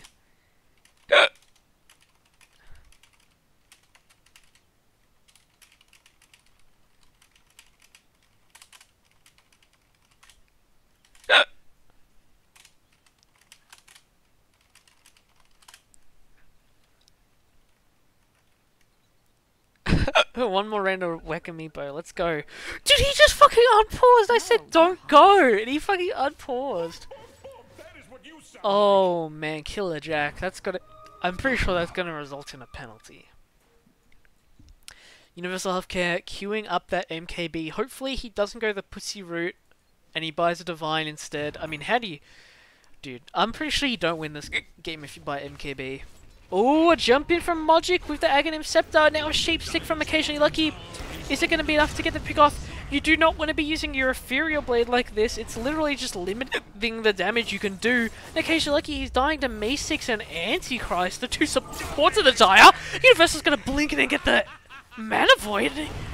What did I say? I said 10 minutes into the game that Steven is the kind of player to just ignore buyback. He just doesn't save buyback, and now we see the results of that. Is Universal Healthcare is going to blink it again onto Stealth Soldier. The Mana Void is already back up because he was holding an Arcane Rune. And now when the Radiant got a set of racks in the middle lane earlier, Dire come back swinging. Please buy a Rapier. Oh, who's pinging tier 4s? That person's fucking crazy. Although there is a global for Mr. Meeseeks, perhaps we'll see a buyback here. Yeah, we do. Treant and Silence are both buying back now. Global does come out from Mr. Meeseeks. Bourgeoisie isn't going to be affected by it, but he is almost dead himself. The Abyssal comes out. He is going to kill Bourgeoisie, but he does have a buyback. The PL's going to buy back. Now, 3 mana Overgrowth onto the Dire cores. They're not going to be able to find the kill onto Mogic. They are lucky a bit in detection. They see him now. They barely see him just a little bit, but he's running away. Oh, he's going to jump back in. He wants to go for the kill. He's going to get taken down by Antichrist. Oh. It's time to back up. Actually, there's still a black hole from Gangu, and the PL has no buyback. But blink cancelled by the Ice Blast. Dead from the Ice Blast, in fact. Mr. Meeseeks now looking like the next casualty. Although, nice LSA. A Dagger for Antichrist. Universal Healthcare is killing people in the base in the meantime. Dagger are really bringing it back here. Jesus Christ, that was awesome. Oh, jeez. Now, Universal Healthcare is near level 30. He's pulled ahead of their Arc Warden by a significant margin in XP and gold. Please buy a Rapier. Oh, man, please buy a Rapier. Come on, please, dude. Regeneration. Oh, Illusion Escape! Dude, he's got like the best neutral item. What's better than Illusion Escape for an anti-mage? Ninja Gear could be okay. Havoc Hammer can be okay. The strength gain is really nice. Obviously, Leveler and Minotaur Horn are generically good. But yeah, I mean, Illusion Escape. And it increases the damage of your Manta illusions. Is this a stolen enchanted quiver? It is. This is stolen from the Radiant. I don't know when that happened. Occasionally you're lucky. Looks like the Dire Heroes want to make a move onto him. When does Rosary spawn? At 20 seconds? Looking like that's going to be the next big fight is for that second Roche, Aegis and Cheese. Radiant's bottom tower is under attack. Radiant's already getting in the position. Treant's doing the same for the Dire. Dire most likely going to be the ones to see it first at this rate. There we go. Mogic deciding what he wants to skill for level 25. Is he going to get the Enchant Totem cooldown? He is. Legend. Oh, who's this he's just encountered? He has found Killer Jack on the leaner. Fisher comes out, looking like it's going to be a pretty... Ooh, not quite going to be the easy pick-off for the Dire. Whereas Killer Jack uses himself in the air, he's actually going to secure his own death. Meeseeks now gets Dagon down, and he does not have a buyback. Although there is a the black hole onto the PL, and it's the Mana Void's going to be able to pick off the AA on the side. It's now an even 3v3 fight for both teams, but there is a 10-second opportunity where there is no Tempest double. For an occasionally lucky, the Wrath of Nature is going to come in and Universal Healthcare is going to tear, but the E-Blade comes out. This man does not have a nullifier, but the second Mana Void comes out. This is where that 25 talent is so good, and Universal Healthcare does it. He's gonna blink into Roche, and he's gonna take it for himself while Antichrist goes and pushes bottom lane for himself. Mogic does still have an Echo Slam, but is it gonna be enough to hold an entire base by himself? I think not. He's gonna try. Antichrist is standing far back enough that the Echo Slam damage went him, and he's got a sentry. This man came prepared. They finally do it, they finally bring detection, and he's going to see Mogic in advance. He is going to get jumped on by the Ags. Could he still make it out here as... Oh, not quite. Universal Healthcare, he's still doing Roche, but he's getting bashed. He really needs a Vlad's. I mean, let's not pretend that the optimal thing to do was not to run into... to take their base and then do Roshan. That was definitely the play there. Getting a bit greedy, wanting to do Roshan. I think he's just unaware of the fact that Steven just doesn't have buyback. I mean, that's a pretty fair assumption to make, but you would be wrong in this. And the Abyssal comes out. Mogic tries to go for the Aegis Seal, but the Abyssal from Universal Healthcare. Some nice reactions coming out, and that is going to be the second Aegis going into the hands of the Dire lineup. Full MKB now for Universal Healthcare. I'd say, I wonder how much you want to nullify in this situation. The E-Blade is an issue, but we saw the Mana Void do a lot of extra damage because of that on the other hand, so I'm not sure you need a nullifier. Probably just want to do Scardy or something. Satanic. I mean, you want, like, you know, Rapier Satanic, honestly. Sheepstick from Occasional Lucky. He's going to pop the clone. He wants to go for a second Sheepstick here. He will get it off, and now the Ice Blast comes out, but it's not going to be enough for the pick off. He's going to Abyssal further in. He's not being backed up by many teammates right now, and that Age is going to get popped. But we do see Gangu now approaching. He does have another Black Hole. Does he want to use it? He does have to be keeping. How many heroes can he catch? They have vision of both the Arc Warden and the PL in the same spot right now, but he doesn't go for it. Radiant's top tower is under attack. So close to that Refresher Orb for the Enigma. Now the Dire top tier 2 for is going to get brought down by Antichrist, so he's going to open up the base completely for the Dire. Moonshard now for Universal. God, he is a thick boy. God damn. Small engagement top as the Ice Blast does come out, but Mr. Me6 is going to get away with the Haste Rune. We completely lost track of how much permanent int Me6 has gotten this game, but he's accumulated 66 permanent int. But on the Universal's going to go in, and they still have this sentry from earlier. He's gonna use it to get Mogic onto no mana, but now the Manta Style's being committed. He doesn't have a purge. He is gonna get used up. Perhaps there's an opportunity to... Ooh! He's actually gonna man up onto the Earthshaker before blinking back out here, but now he's bashed up by the Bourgeoisie and he's out of mana. He does have a buyback. I mean, it just comes down to blinking in a bad direction. You can just blink into the trees here, and they can't really do anything about it. Just something that comes with experience.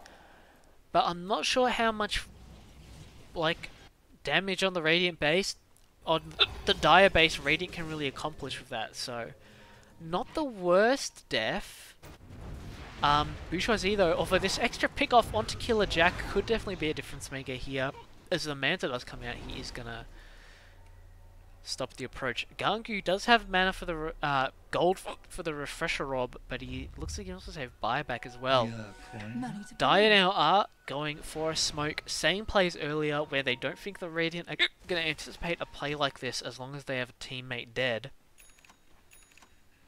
Radiant Oh man, this game's 50 minutes long. I mean, at this rate, I don't see either team winning like a one-on-one engagement until the next Roche is up. Could we see a 60-minute game? I think we've technically had one other 60-minute game in all other 8 weeks of the Community Dota 2 League, but we didn't see any neutral items, 60-minute neutral items. We saw a game that went like, like 60 minutes and 30 seconds, but that's it. Universal Healthcare is going to be respawning soon here. He needs something like a Rapier Satanic. This Ags is not going to have any impact. A Butterfly is going to have a little bit of impact, but not as much as you want. Killer Jack's going to die again. That doesn't really matter. It's all on the back of this anti-mage, and he needs to become a raid. He needs to become a raid boss. Radiant's bottom tower is under attack. Jeez, this is a unfortunate night for my body for some reason. Burping and hiccuping all over the place. I'm sorry for anyone who's actually trying to watch the game. Must be super obnoxious, but trust me, it feels a lot worse than it sounds. Universal Healthcare now, it does get, Bourgeoisie does find vision of him, and he does get in range for the Abyssal, and now, with the Blink deck for the Arcwater, he's gonna get the Sheepstick, but the Blink Black Hole for Gangu, he's gonna get them both! He doesn't have a Refresher Orb, so he can't get the second one to the Bourgeoisie, but the Mana Void is gonna be enough. This time the Arc Warden has a buyback, but the PL does not. There will be one more final kill onto the AA, but what a great Black Hole from Gangu there. Doing God's work. Enabling Universal Healthcare to just go so ham on the anti-mage. Those are some big buybacks coming out from the Radiant. How much did Dire want to continue to commit to this push? There's still no PL. They could definitely do it. If Gangu buys his Refresher Orb, he could catch the Radiant off guard with second Black Hole. Radiant, in fact, are going to find a pick-off onto Me6, though, however, so that's probably going to spell the end of it for the Dire. Probably just going to revert to split pushing over Blink. Abyssal on to the Ancient Apparition here. The Ghost Scepter will not save you from the Mana Void, unless it does, because he just kind of stands there for a little while. Now he's been gone on again. He reflects a Sheepstick, nicely timed. But now he doesn't have his Manta. He's going to have to put the BKB in order to take that Blood Fawn off him. I should mention that Arc Warden is level 30, so he is getting some lifesteal from his other level 25 talents. But other than that, nothing too crazy for this hero. I'm not sure if he had the attack speed talent already. And I'm not sure if he had the attack range talent already. I think he probably went Spark Wraith, but don't quote me on that. God, we are seeing some high hero levels right now as... Ooh. Sheepstick comes out from the Arc Warden clone onto Antichrist. Just use your TP scroll. The Blood Fawn doesn't matter. Just use your TP scroll. He is going to use it. He will get out with help from Universal Healthcare, but if it wasn't for Universal Healthcare, Antichrist would have just died completely nonsensically there, just for no good reason. Needs to be a bit faster with the assessment of that situation.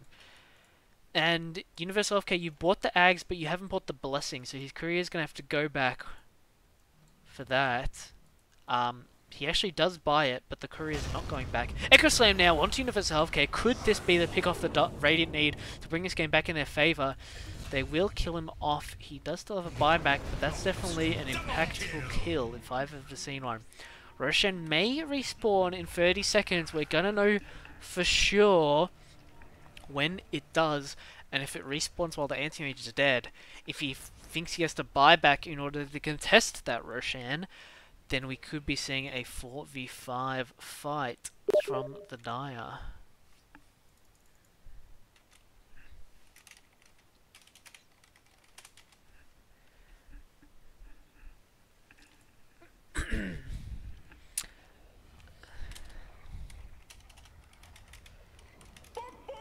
That is what you sound like.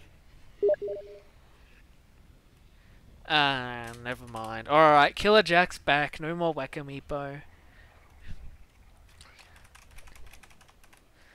Unfortunate, unfortunate. But let's get back into the game. Killer Now Jack the fight without a resumes. buyback, But will it follow the same potentially thread?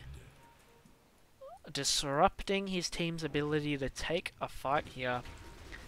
Gangu has, ooh, the magic lamp is gonna be gonna enable the Enigma to get off at least one black hole in these team fights, if not both, with the use of the refresher orb.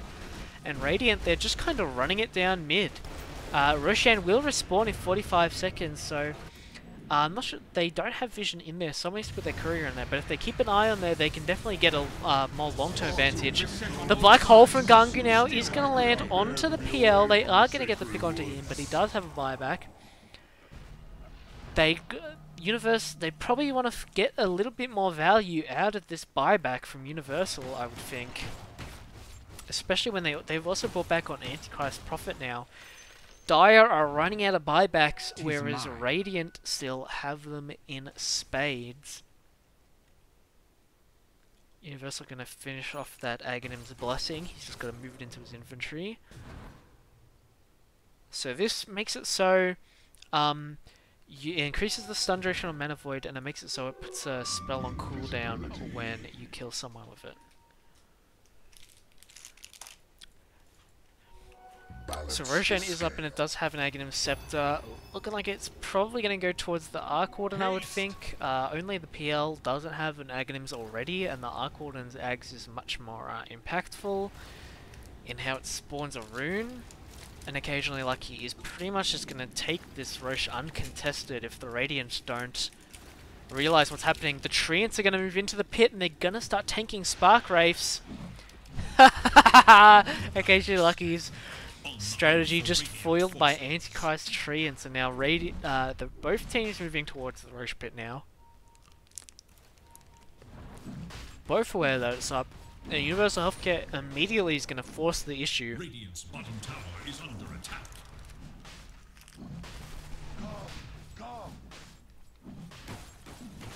Playing a bit conservatively here, but there is no AA in the area. And PL doesn't look like he wants to commit his TP to get to the Rosh pit. Oh, the Blink Abyssal onto occasionally Lucky. This man has no buyback. Was an act of charity.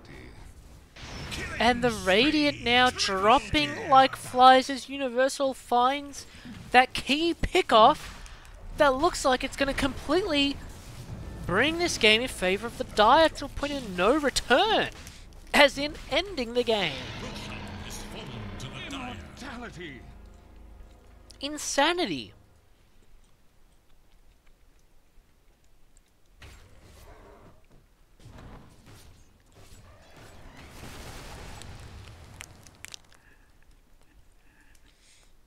Running it down mid here, the Radiant. Radiant's top tower is under attack. I'd like to see Universal Healthcare finally pick up that Divine in the effort to make this push fast, but another Abyssal now onto PL is going to force a buyback. This AM sure does do a lot. Fortified. Magic with the Echo Slam. With the Crystallis Enchant Totem, he's going to get the pick on to Killer Jack. Now moving forward onto Gangu, but he does have a black hole. He is going to find the PL without his buyback. This Radiant base is just going to fall uncontested at this point.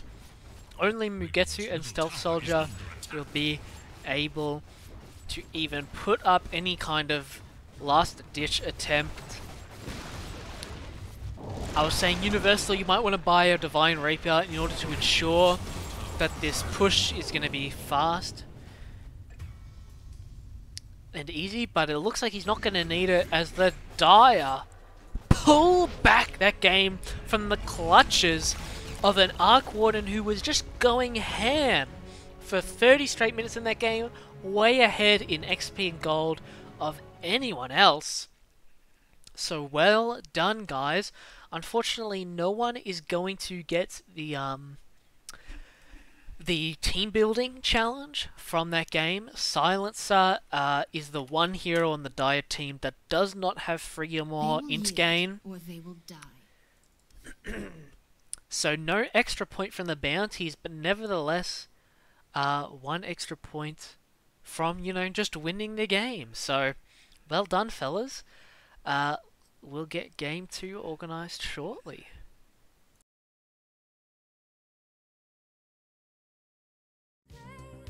Just watch me walk away. If cash is your reason, you won't keep anyone.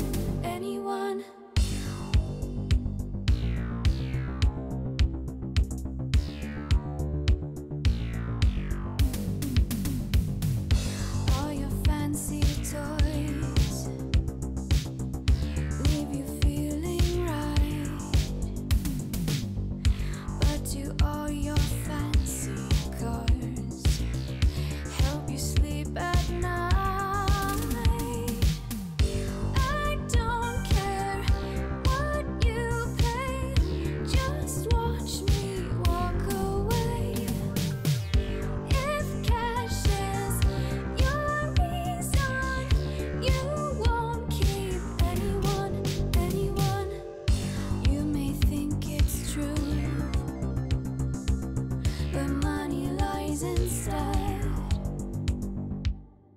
False sense of security gets inside your head. I don't care what you pay, just watch me walk away. If cash is your reason, you won't keep anyone. Perfect house of shell.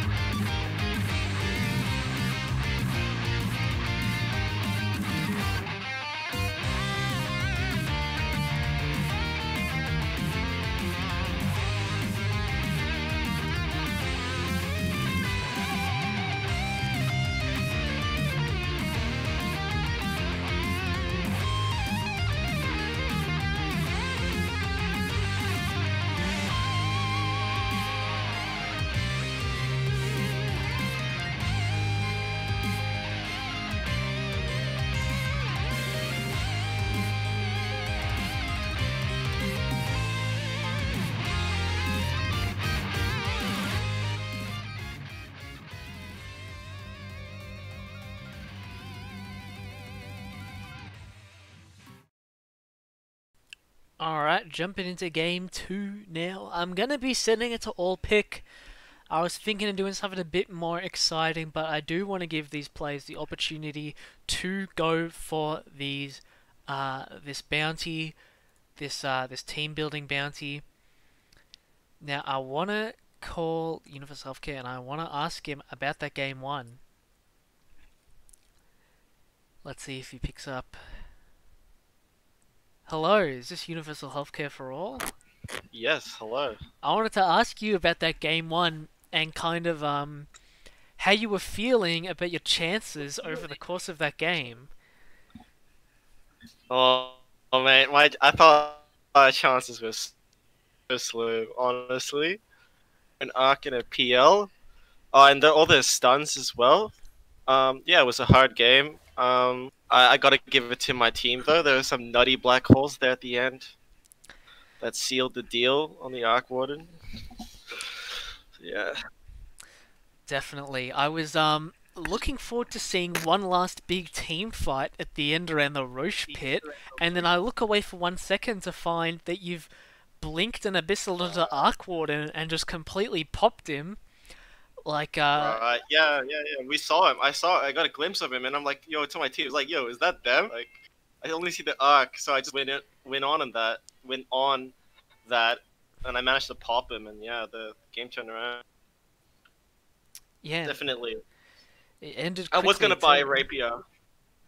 You, Yeah. you were gonna buy a rapier? Alright, that's I good. was considering it just to get like, I just wanted to like kill buildings. I just wanted to kill things faster, but like after a bit, you could kind of see like the true lockdown power on me. Like they could definitely keep me in place and help me if I got caught out. I love that you picked the Manavoid cooldown talent at 25, because that's a talent I think is really underrated. And then we saw it at least in one fight around the second Roshan where you'd like picked someone off at the start, and then by the time you had actually found the Arc Warden, your Manavoid was back up again in like 20 seconds, and then he E-blades himself, and you just completely blow him up with the Manavoid. Yeah. Alright, That's I'm so gonna good. start game 2, so good luck. Maybe I'll No see worries, you thank after you. this game. Alrighty. Alright, so game 2 is gonna be all pick, opening up that opportunity for players to try again for that team building bounty that they could not complete in game 1. If we look at the heroes that we see just starting out, Techies does fulfill the criteria, Undying does not. So Dire already saying we would rather pick an effective lineup rather than one that's going to win us some more points. And so do Radiant, as Ogre doesn't fulfill that condition either. So looking like it's going to be an occasionally lucky. Patented Techies is another one of those heroes that for some reason he really likes to play. I wish I could fix the lighting here, but you know, Dota's broken.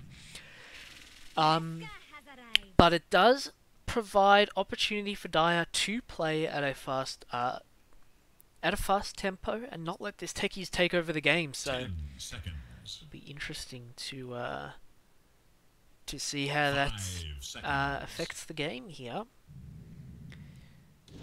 As we see a Faceless Void for the Radiant. Fate converge. So this is an extremely popular hero in the high level meta right now. And Dire, they're throwing away a bit of gold here. It's going to be a Wraith King that's going to counter the Bourgeoisie. And a Spectre, so I guess that's an offlane Wraith King who's going to be working to make space for that Spectre. And oh, okay, so Radiant, they've just switched. Looks like Antichrist may have picked Techies by mistake or something, and they've just swapped. So offlane Wraith King, you might be rolling your eyes a little bit, but it is a real thing. You build Helm of the Dominator, and you know those sort of items, and your skeletons do a whole lot of damage. And of course, you're a pretty naturally tanky hero too. So this Wraith King here is actually going to be very effective at pushing buildings, which is something that you really want versus techies. So Prepare for hopefully we battle. see a Helm of the Dom build, and hopefully we don't just see a lazy carry build from the off lane coming out here from Mr. Meeseeks. So what are we looking at here? It's going to be Universal Healthcare conceding his core role to the Bourgeoisie on the Faceless Void. Occasionally lucky on that techies. He played this, I think, in week 1 and then never again, so it's nice to see a little bit of a callback coming out. Antichrist on the Doom here, starting out with that Ring of Protection. Stealth Soldier on the Lena. This is a hero we just saw last game, so we get a bit more Firebrand action coming up in here. Meeseeks with the Wraith King going to be dual laning with 30 seconds to Mugetsu. These are two players who, for the longest time, it feels like have been tied in points on the leaderboard, but looking to work together here as they try to beat Universal and Bourgeoisie in the offlane. Magic's going to be playing the offlane Zeus, and man, I've seen him play this before, and you know, this man can play Zeus. What can I say? And then finally we've got a Killer Jack and Gangu in that top lane, going to be playing the Dark Willow Spectre combo. So already getting a lot of value out of this first level of Bramble Maze. The Radiant heroes are already very low, and Antichrist has come without a salve. I wonder how this mid lane is going to go, where Zeus is going to be pushing in the lane a lot. That seems like something techies is going to have a lot of trouble dealing with.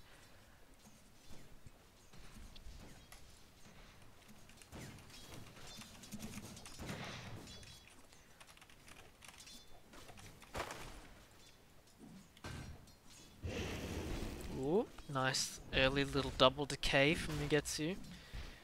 I do like Faceless Void against Undying, but when you have a melee hero like Ogre, it kind of diminishes that that strength of that hero a little bit, where, you know, you can't clump up and trade with him too much. So seeing it's Mr. Meeseeks is beginning to pull a bit ahead as we see the results of the first couple waves here. Could this be an early range kryptonite? I mean, how am I supposed to see that coming? How am I supposed to, like... I better not get fucking T-torsed for that.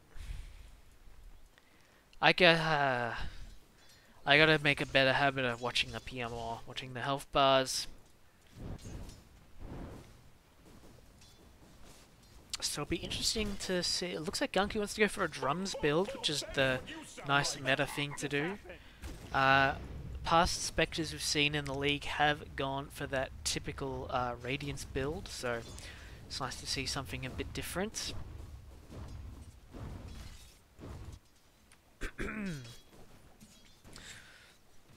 Magic has got that bottle, but it looks like he's going to wait till he can afford the boots in order to get it sent out here.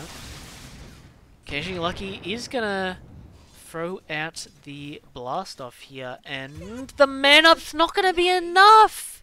Face up to your mortality. Magic, he gets a high roll on his auto attack or something. That really looked like it was going to go in Occasionally Lucky's favour, but Magic pulls it out. And look at this man, he's level 4 at 2 minutes. Meanwhile, down bottom lane, the Bourgeoisie is going to die to Mugetsu on the Undying. Universal throwing away a couple last hits, unfortunately.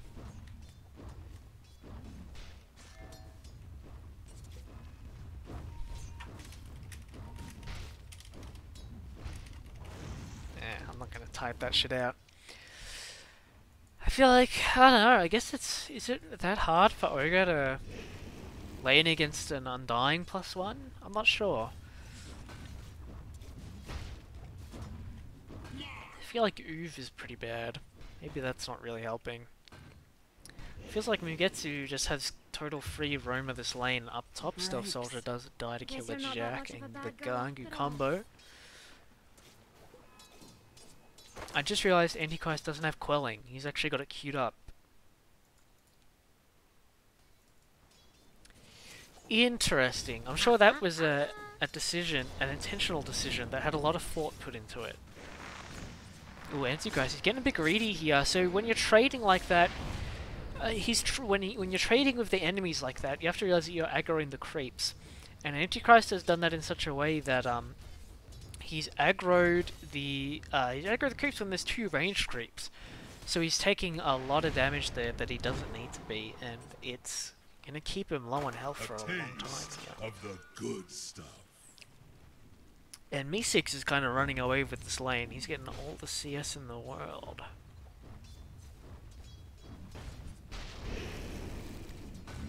Even getting the range creep deny there, so it's potential to ooh. Universal Healthcare is doing a good job though of giving XP to his carry, so he's not gonna fall behind too much.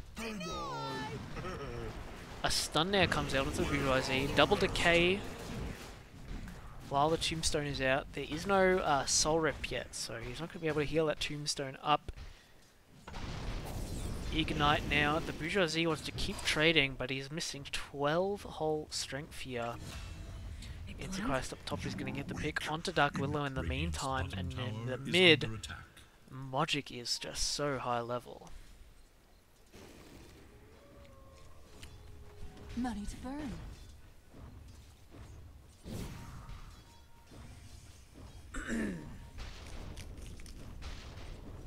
A fitting Dire bounty. should look to their middle tower.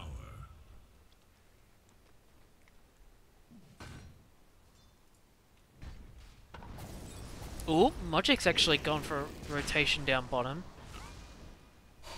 Not sure how likely that is to succeed. Not exactly the easiest heroes to kill for a Zeus. It'd be much better going up top, I think.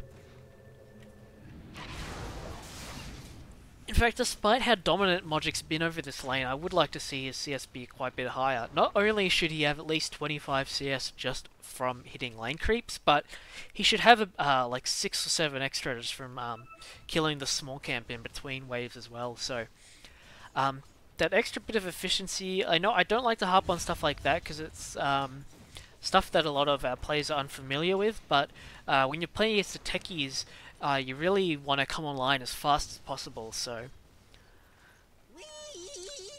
And now he doesn't keep track of the runes, so it is going to go towards Occasionally Lucky. Haste! Who does look like he wants to go for a kill here. I don't know how, maybe he can plant a remote mine? He's going to get duked out a little bit by Mogic here. I could do with more of that. Mugetsu now does show in order to protect his mid. This is an opportunity for the Bourgeoisie and Universal to get some pressure onto Me6. Me6, I'd say this is a mistake to go 2 levels in the Wraith Fire Blast. I'd rather go one more in Vampiric Aura in order to sustain in the lane. Especially since these players are usually prone to not buying extra regen. But even so, we do see a pretty favourable trade for the Radiant coming out onto the Wraith King there. Simultaneously, we do see Antichrist getting another pick onto Killerjack top. Now Antichrist is the one pulling way ahead in the CS. And the net worth, as a matter of fact, is he's ahead of even Mogic. And he wants to go for that greedy Radiance build, while Gangu doesn't, so that's a bit of a funny dynamic there. That is what you sound like. Bork, bork, bork! Mugetsu and Me6, they've got Universal in a bit of a tight spot here, and Mogic's going to be around the corner in order to contribute a bit of extra damage. Looks like that should be enough. The graves of nations. Does give the Bourgeoisie space in the lane to reach level 6, however. So perhaps with a rotation from the Techies or the Doom, or speaking of Doom, pick off onto Spectre, or anyone really, we could see a nice little chrono kill. Okay, oh my god, everyone's fucking dying all over the map. So that was just a proxy mine, just in this little choke point here. So a nice strategic mine placement from Occasionally Lucky. It does actually catch Mogic off guard. Now Bourgeoisie and Universal, I know they're sitting in this lane, just looking for any opportunity to cast Chrono they can find. Unfortunately, Mr. Meeseeks does skill his ulti at level 6, a bit of an There is uncommon little tactic hope for amongst Dire's Wraith Kings. middle tower. And Undying is a relatively high HP target, so pretty difficult Dire's kills top to tower find is in here. danger.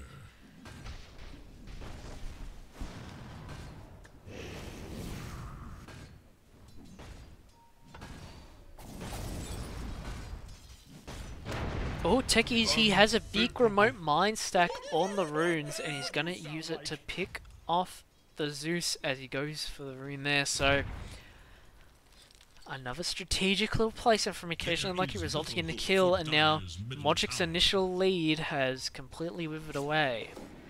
Antichrist, he's level 6, does have Dire's Doom up, middle tower is looking like a under small attack. skirmish bottom as the Dire heroes do want to push forward onto universal healthcare here a little bit. Occasionally Lucky is in the area though, and he's going to have a lot of damage to pump into a chrono if the bourgeoisie wants to rotate over.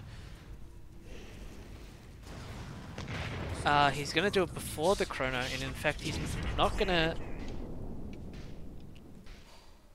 Oh! Luckily for the bourgeoisie, Meeseeks does not have enough mana for reincarnation, and with the chrono committal, that's going to result in a double kill for bourgeoisie. Antichrist up top, finally committing that Doom in order to get a pick off the Spectre. He will die in return, but he's slowing down that Spectre, you know? Man, we just had a 59.5-minute game, and I'm looking at these heroes, and I'm thinking, damn, are we in for another one?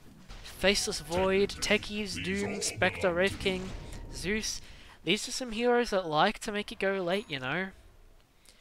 We could be in it for another long game. So I'm going to take that opportunity to crack open a can of Red Bull, sponsor of the stream, supplying us with the goods. That's right. Just listen to that refreshing release when you open that can. Red Bull. Eat fresh. Double damage. Ah. Dire should look to their Bourgeoisie. I've seen Bourgeoisie's Void before, trust me. And I think what we're seeing is proof that you don't need a brain in order to build items on this hero. Mask of Madness MKB is a perfectly acceptable item build. And we're seeing it from the Bourgeoisie here, so... more proof that Void players don't have a brain and that Void players don't need a brain. As these damage items are just so cost efficient this patch. It's pretty absurd. Tower is under attack. Nice job Universal, making a little stack here for his carry to farm. Radiant's bottom tower He's going to leech the is in XP danger. here, although I'd rather you be Radiant have defending your fortified their tower. structures against attack. Dire are making use of their catapult timing, so well Radiant done should look folks. to their bottom tower. It's something we don't see a lot in the league, so Radiant's bottom good tower stuff, good is no stuff. more.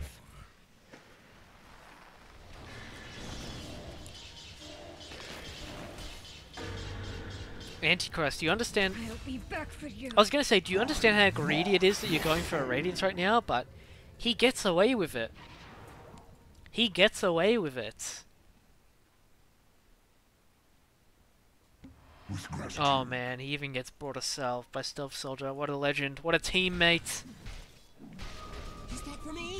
It's for all of Chrono's back up and Bourgeoisie does have Mask of Madness, so he's going to be able to start pumping a lot of that damage into the Chrono by himself.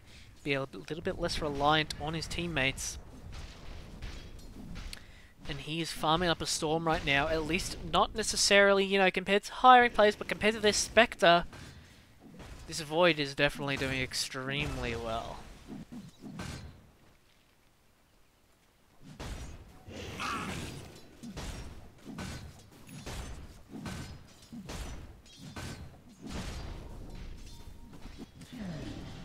Doom comes out onto the Spectre here, whose only backup is a Dark Willow who already had committed the Bramble Maze 20 seconds earlier. That's going to result in another double kill for the Radiant side up top. All the meanwhile, this Faceless Void is just trading farm evenly with the Wraith King, which doesn't feel so bad. Obviously, Wraith King is not the ideal chrono target because of reincarnation, but the Faceless Void is going to do a lot more with this this equivalent farm than the Faceless Void. And we're seeing Void get away with a rotation on the Wraith King. I was going to say without committing chrono, but he will kill it just to secure the kill here. And in fact, now Mogic runs up surprisingly far, so he's going to become the next victim of Bourgeoisie, who now is going to Time Walk onto the Undying, and there's going to be another Time Walk into another Mask of Madness now. Enough bashes, as we see there, are going to mean the death of Mugetsu, and Bourgeoisie is just kind of running away with this game right now, it seems. Radiant are going to use this opportunity to put pressure on this Radiant mid-tier 1. Are we going to see a proxy mine from Occasionally Lucky, or are we just going to see right clicks? There is little hope for Dire's middle tower.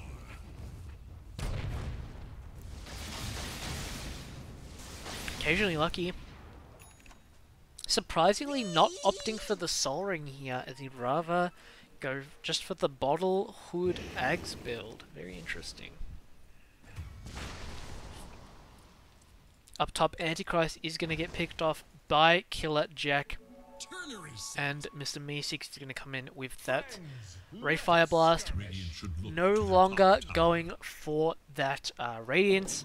He is going to go to try and be a bit more active with the Shadow Blade, which I like, considering you're playing with a Spectre. I admit nothing but my sadness that you're gone. That being said, a Helm of Dom Vlad's build would be so cool, man. Helm of Dom Vlad's Solar Crest? That sounds so good.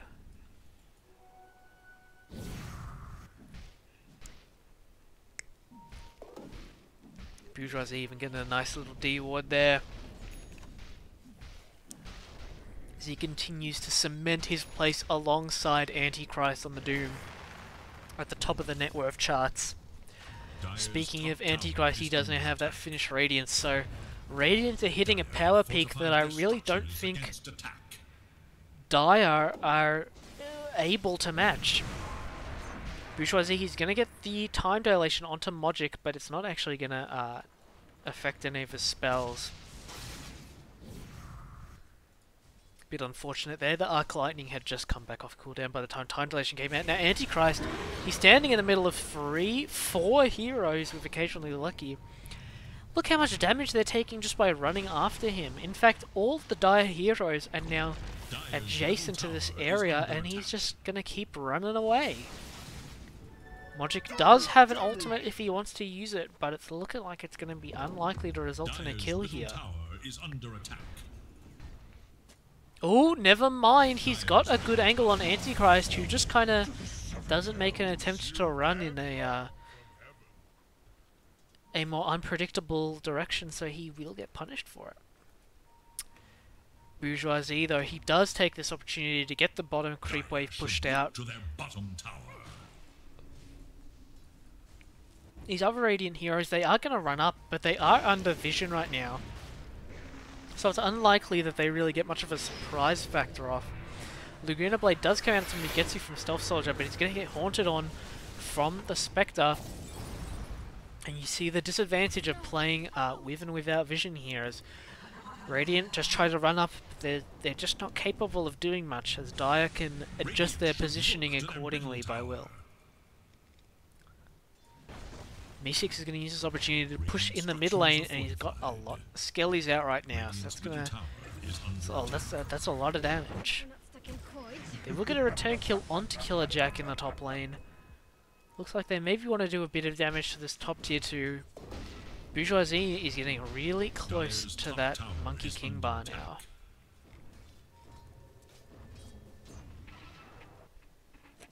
Well, Red King's TP actually gets cancelled, so perhaps that's going to be the go-ahead for the Radiant. Universal Healthcare, with a nicely placed Fire Blast onto Mugetsu, thanks to this ward, is going to find a pick-off.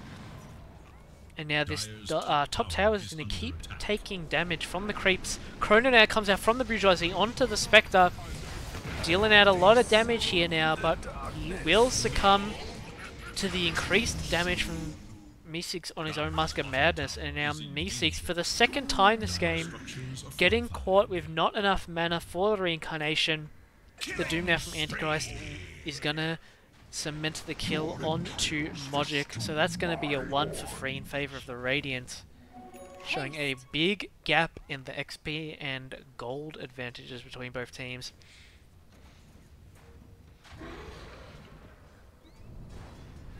Unfortunate that the Void dies there, but unlikely to happen again, I think, just based on what items he's likely to buy. We're not going to see that sort of, we're not going to see Wraithkin get an opportunity to lay into him again like that.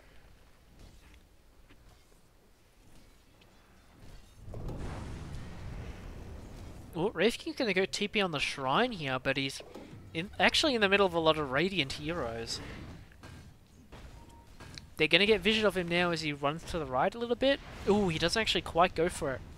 In fact, they're going to find a Fire Blast onto Mugetsu instead, who will die to Stealth Soldier in the end there. Universal's going to KS the Tombstone there, so that's plus 200 for him. And I think the Dire are becoming a bit frustrated with the Radiants are doing a really good job of controlling the opponent's jungle right now.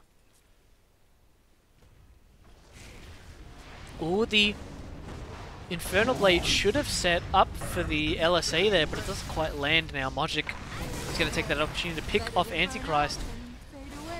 And an unfortunate whiff there is going to actually result in the death of 3 Radiant heroes. Bourgeoisie continues to farm, however, as he does get closer and closer to that MKB. 20-minute bounty runes do spawn, and it looks like it's generally going to favor the Radiant, who can still claim this one, and are going to be able to claim these contested spots. A stun, however, does come from Mr. Meeseeks, and a lack of a blast off from Occasional Lucky could mean his death, but he actually gets a return kill onto Mogic before he goes down himself. But he won't take the opportunity to take the bounty rune, so it will be a 2-2 bounty split.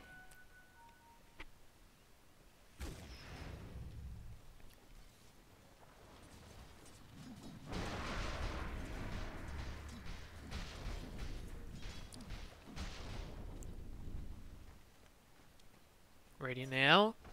Zeus is the Dire's primary source of wave clear, so his death is certainly an opportunity to pressure this tower, especially with a catapult. Bourgeoisie is going to jump forward. He doesn't want to commit the chrono here. He'll just go for the Mask of Madness. Doesn't get lucky with the bashes. Mr. Meeseeks now, he's Invis. He's going to get this stun from Invis. Definitely going to surprise the Radiant a little bit here, I think. He will just go for the kill on the catapult instead, using that newly picked up Echo Saber, getting closer towards the Silver Edge.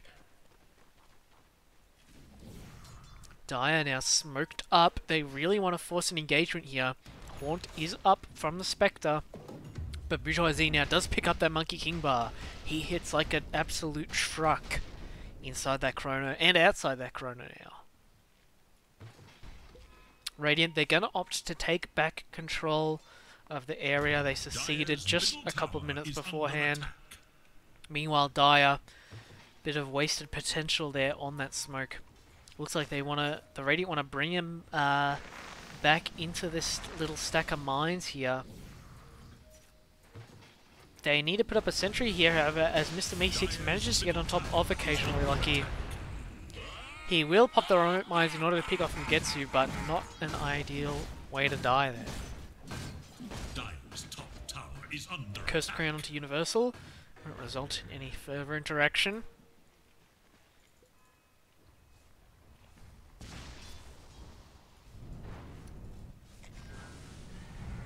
I like this Ethelin's Boots of Travel build from Mogic for sure. I just wish he had another Null Talisman, really, that's all. That's my only gripe, I think.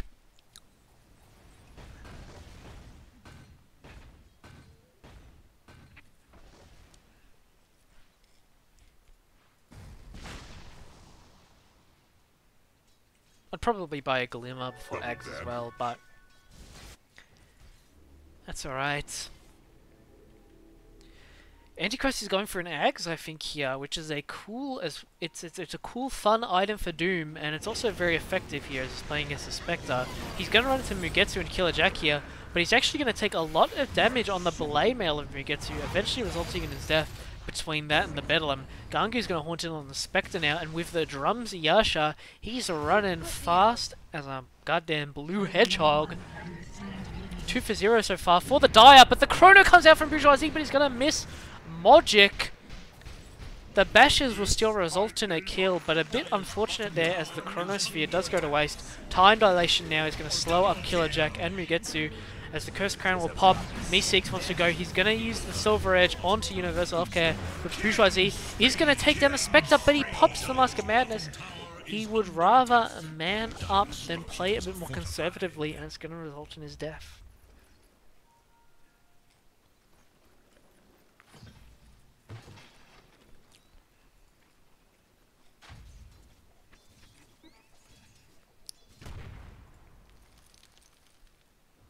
Just a few more minutes till we see a new set of neutral lines for both teams. No one on the Dire making use of that Imp Claw, interestingly enough. Neither the Spectre or the Wraith King feel it augments or helps them do what they want to do. Which is wrong, but you know, whatever.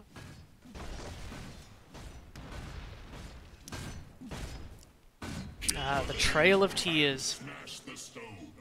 All you need is a couple remote mines with Ags, and you get a solid minute or two of just no creeps in a lane ever pushing through.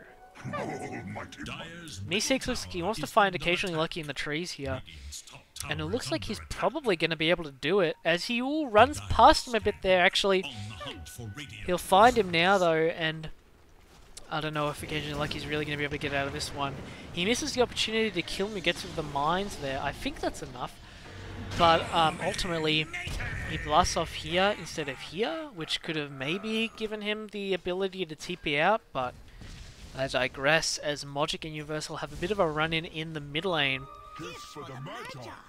But it ultimately won't result in anything in particular.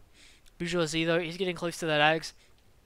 This is a player who we've just seen in that last skirmish, likes to play very aggressively, likes to use his Time Walk in a very aggressive fashion, and just use Mask of Madness off cooldown, even if it results in his death. So the Ags is going to assist in that a lot. It's going to make him a lot less vulnerable to dying, in the same way he did before, not only in the sense that he'll live longer with the extra health, the extra armor, but also in the sense that he's going to kill others faster.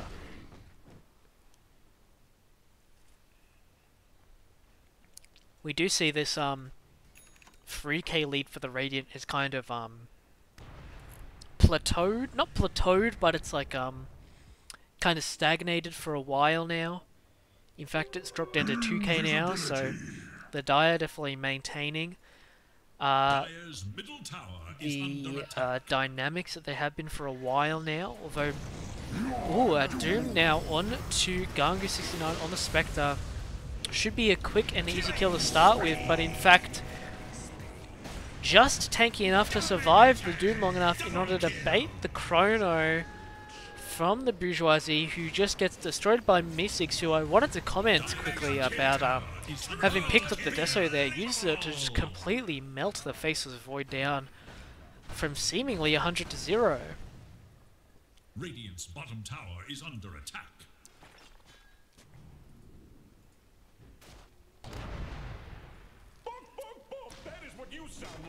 So Meeseeks climbing his way up to the top of the network before that fight, and showing why during that fight, as he just uses that opportunity to just chop a bitch in two.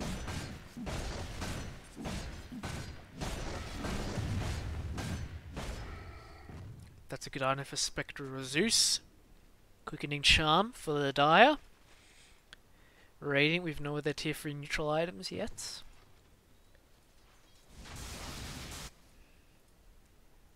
Teki's going for a Meteor Hammer. That's interesting.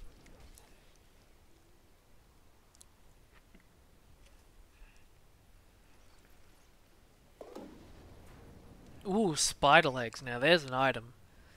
There is an item. Spider legs definitely are an unfair advantage, I think, because essentially, what it allows your carrier to do once you reach the 50 or so minute mark is it gives them an extra item slot. If your carry doesn't want to give up their boots for an item like Satanic or Rapier or Daedalus or Butterfly, they can equip Spider Legs, and the value that you get of buying a regular item over having one of these high level neutral items over Spider Legs is like, it's a world of difference, frankly.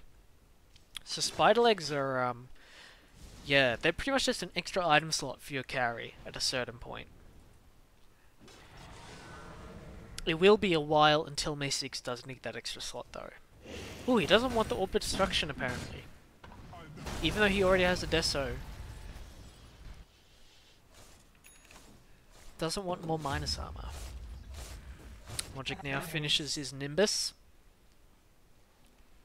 Definitely a key part of the Zeus game plan.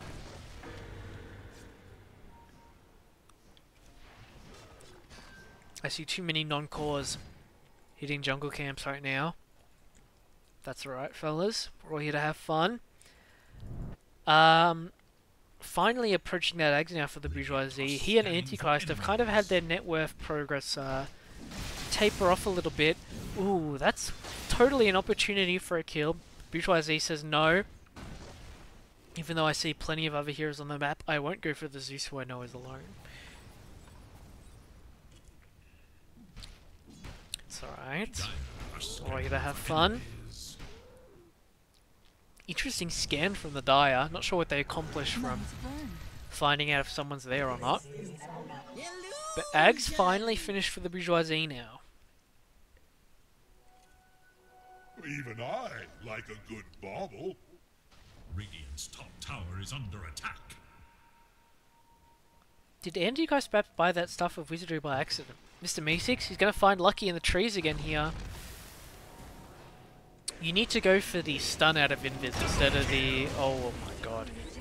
This will still result in a death, but a bit of an unfortunate bait there is going to result in occasionally like getting a couple kills. But if you don't want that to happen, Meesix, what you need to do is instead of going for the extra damage from the Silver Edge proc, you need to just stun out of Invis.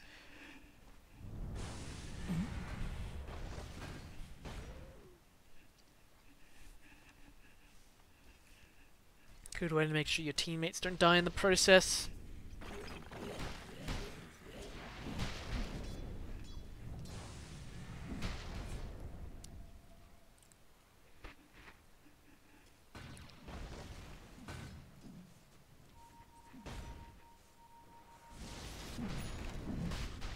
Bourgeoisie signaling to his team that he wants to do Roshan. Antichrist will be quick to join in, but the Haunt comes out now from Gangu.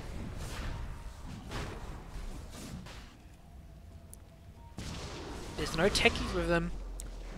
They're a bit outnumbered here and they're lacking sentry wards.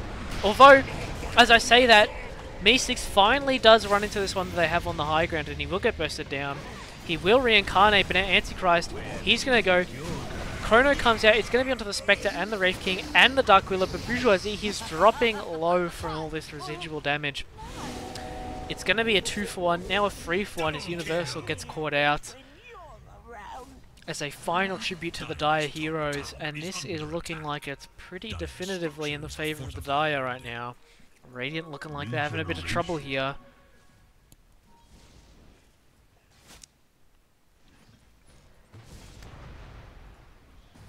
As it looks like they wanted to claim the Rosh for themselves now. A lot of the work's already been done for them, so...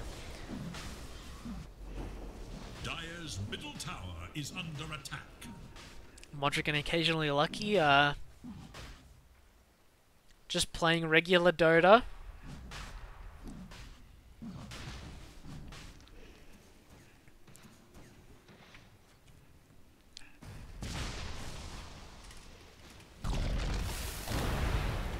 Struck down in my pride.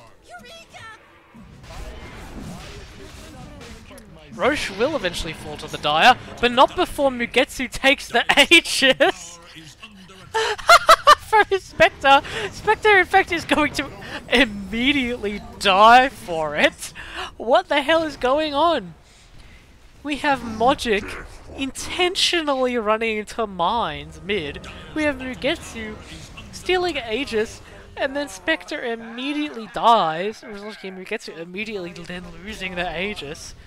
And now Radiant suddenly are in like a similar net worth advantage to what they were before. Dire's middle tower has fallen.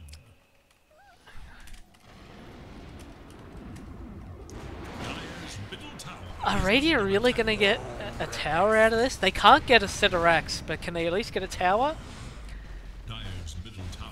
Meeseeks looks like he doesn't want to really commit. They've only committed one buyback so far, and the Spectre's still dead. They're actually going to get the range Rex here. More than I anticipated, but it looks like they're going to leave it at that. God, what a turn of events here. As bad for the Radiant quickly turns to worse for the Dire, and now, ooh, Universal Healthcare doing a great job planting a sentry on the Dire high ground, and now Meeseeks Reincarnation popped. The Doom comes out onto the Zeus. That's a great target. Spectre now respawns, the Haunt's going to come out. They're going to use it to pick off Universal and Antichrist, but now Meeseeks is getting low. The Blast Off comes out and it's going to silence a lot of people. Spectre is getting low, but Bourgeoisie, he's popped the Mask of Madness. He refuses to use his magic wand every time we see him in the same situation. And it will result in a Radiant team wipe. It looked good.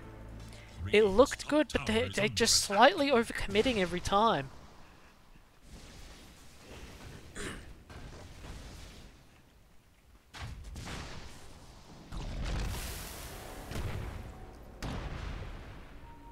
Radiant's top tower is under attack. Careful, Meeseeks. Oh, he does have an ulti, never mind. I was going to say, I thought it was still on cooldown, but it is not. And that was your buyback, Steven.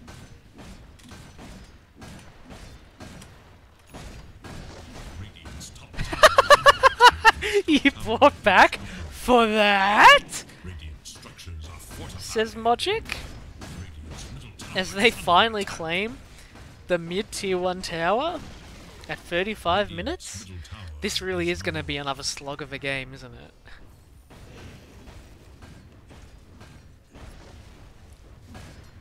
Radiant's middle tower is under attack. Careful, guys. You don't want to commit too hard on this man. He's so far ahead of any of these other raiding heroes, excluding Void in terms of levels.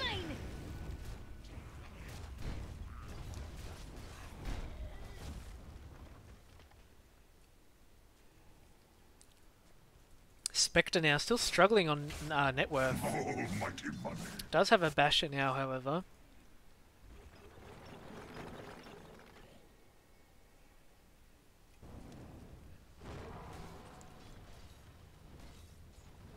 Antichrist now, he's finished that halberd, so now he'll go back for that Masterful axe. mark. Who's drawing on the map? It's Steven. He's that bored. He diebacked and he's dead for so long that he is resorting to drawing on the map for entertainment. Why is Bourgeoisie running back so far?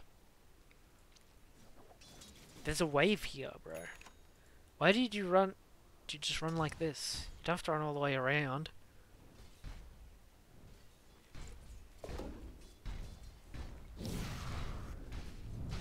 Next Roche may respawn in 350. The Radiant, they're counting their lucky stars since the first one. Despite them not getting it, they actually managed to waste the Aegis, so... Tier 4 items now coming out. Ninja Gear, the first one for the Radiant. Ninja Gear also the first one for the Dire, so... Flicker for the Dire, that's good against stasis traps and not much else. Shaco for the Radiant, so... Perhaps Techies can take that. Techies or Lena. Occasionally lucky now, he's been cursed crowned up top. He's sitting in a Nimbus. Looking like he's going to add another 95 seconds to the 2 minutes he just spent respawning. The Bourgeoisie, he's using that Ninja Gear to get smoked up, and he wants to find a pick-off in return. Is he going to find it? He does see Mugetsu here on the Undying, who's relatively isolated from the rest of his team. But he gets into the trees. Oh, they find him! They find him! Go, go, go, go, go! Get him! Oop, the ulti now from Zeus is actually going to be enough to finish off Universal Healthcare, and suddenly, Radiant do not want to be here anymore. I'm scared! Please, help! Mom! Bourgeoisie is taking a lot of damage that he's not time walking off. The Doom now comes on to kill a Jack, but he's already used a lot of his spells. The Time Walk comes out, but it's not going to be able to destroy the Rayfire Blast. Bourgeoisie is standing in the middle of 4 heroes. In fact, he's stuck in the trees and he can't Quelling Blade out. He's going to commit the Chrono onto an Undying. And now Mr. Meeseeks is just going to take this opportunity to put the Bourgeoisie in their place. Mr. Meeseeks, truly a man of the proletariat, leading the revolution against the bourgeoisie, demolishing the bourgeoisie society, the capitalist system, in the name of working people everywhere. And he's gonna use the lasting effects of that revolution to campaign for the abolition of private property that is the Radiant base in the game of Dota 2. Someone clip that, that's fucking funny. That's just a 3-laner axe. Fire out, I feel like that should have... I was ready for another 60-minute game, but Dia making it look easy.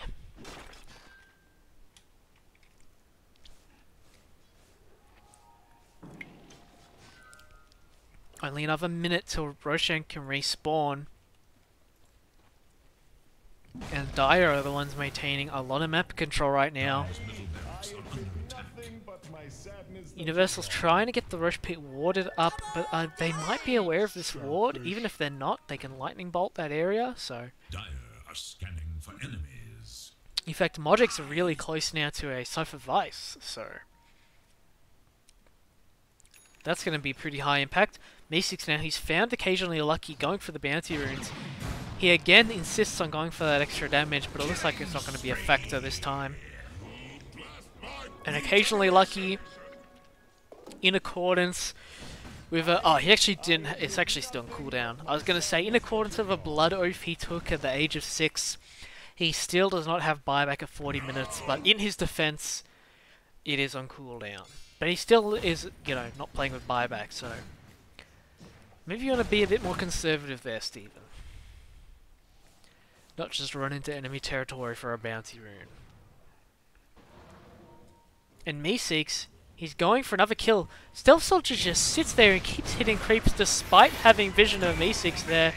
And the bash from Gungu is going to hit Bourgeoisie through the BKB. The BKB duration ends up being practically worthless from the Bourgeoisie. There's still no chrono for 10 more seconds, and the Radiant are just going to be unable to fight. They're going to be unable to defend their base as a result. Radiant structures are fortified.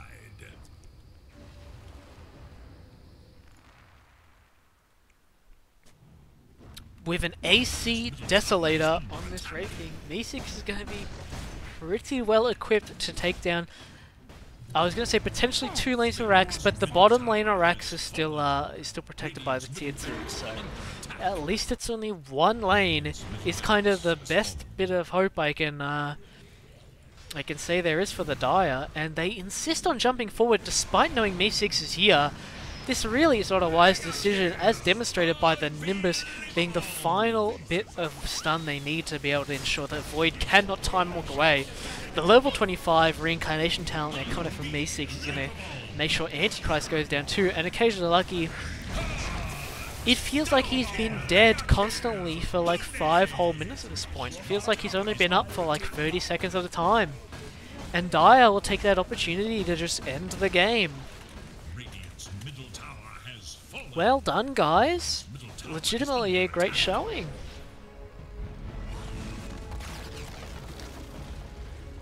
And I mean, with that, that's gonna be it for week 9. Can you believe it that next week is the final week, the climax, the culmination of 9 previous weeks of Dota 2 We've seen so many different game modes. We've seen ability draft. We've seen all-random deathmatch. All with a pretty consistent pool of players, which personally I think makes it even more fun. We get to see some sort of rivalries develop and stuff. But, you know, make sure you tune in next week for Week 10, the finals of the Community Dota 2 League. There's going to be an extra special format featuring all of these lovely high-ranked players who you've come to know and remember over the course of these last 9 weeks.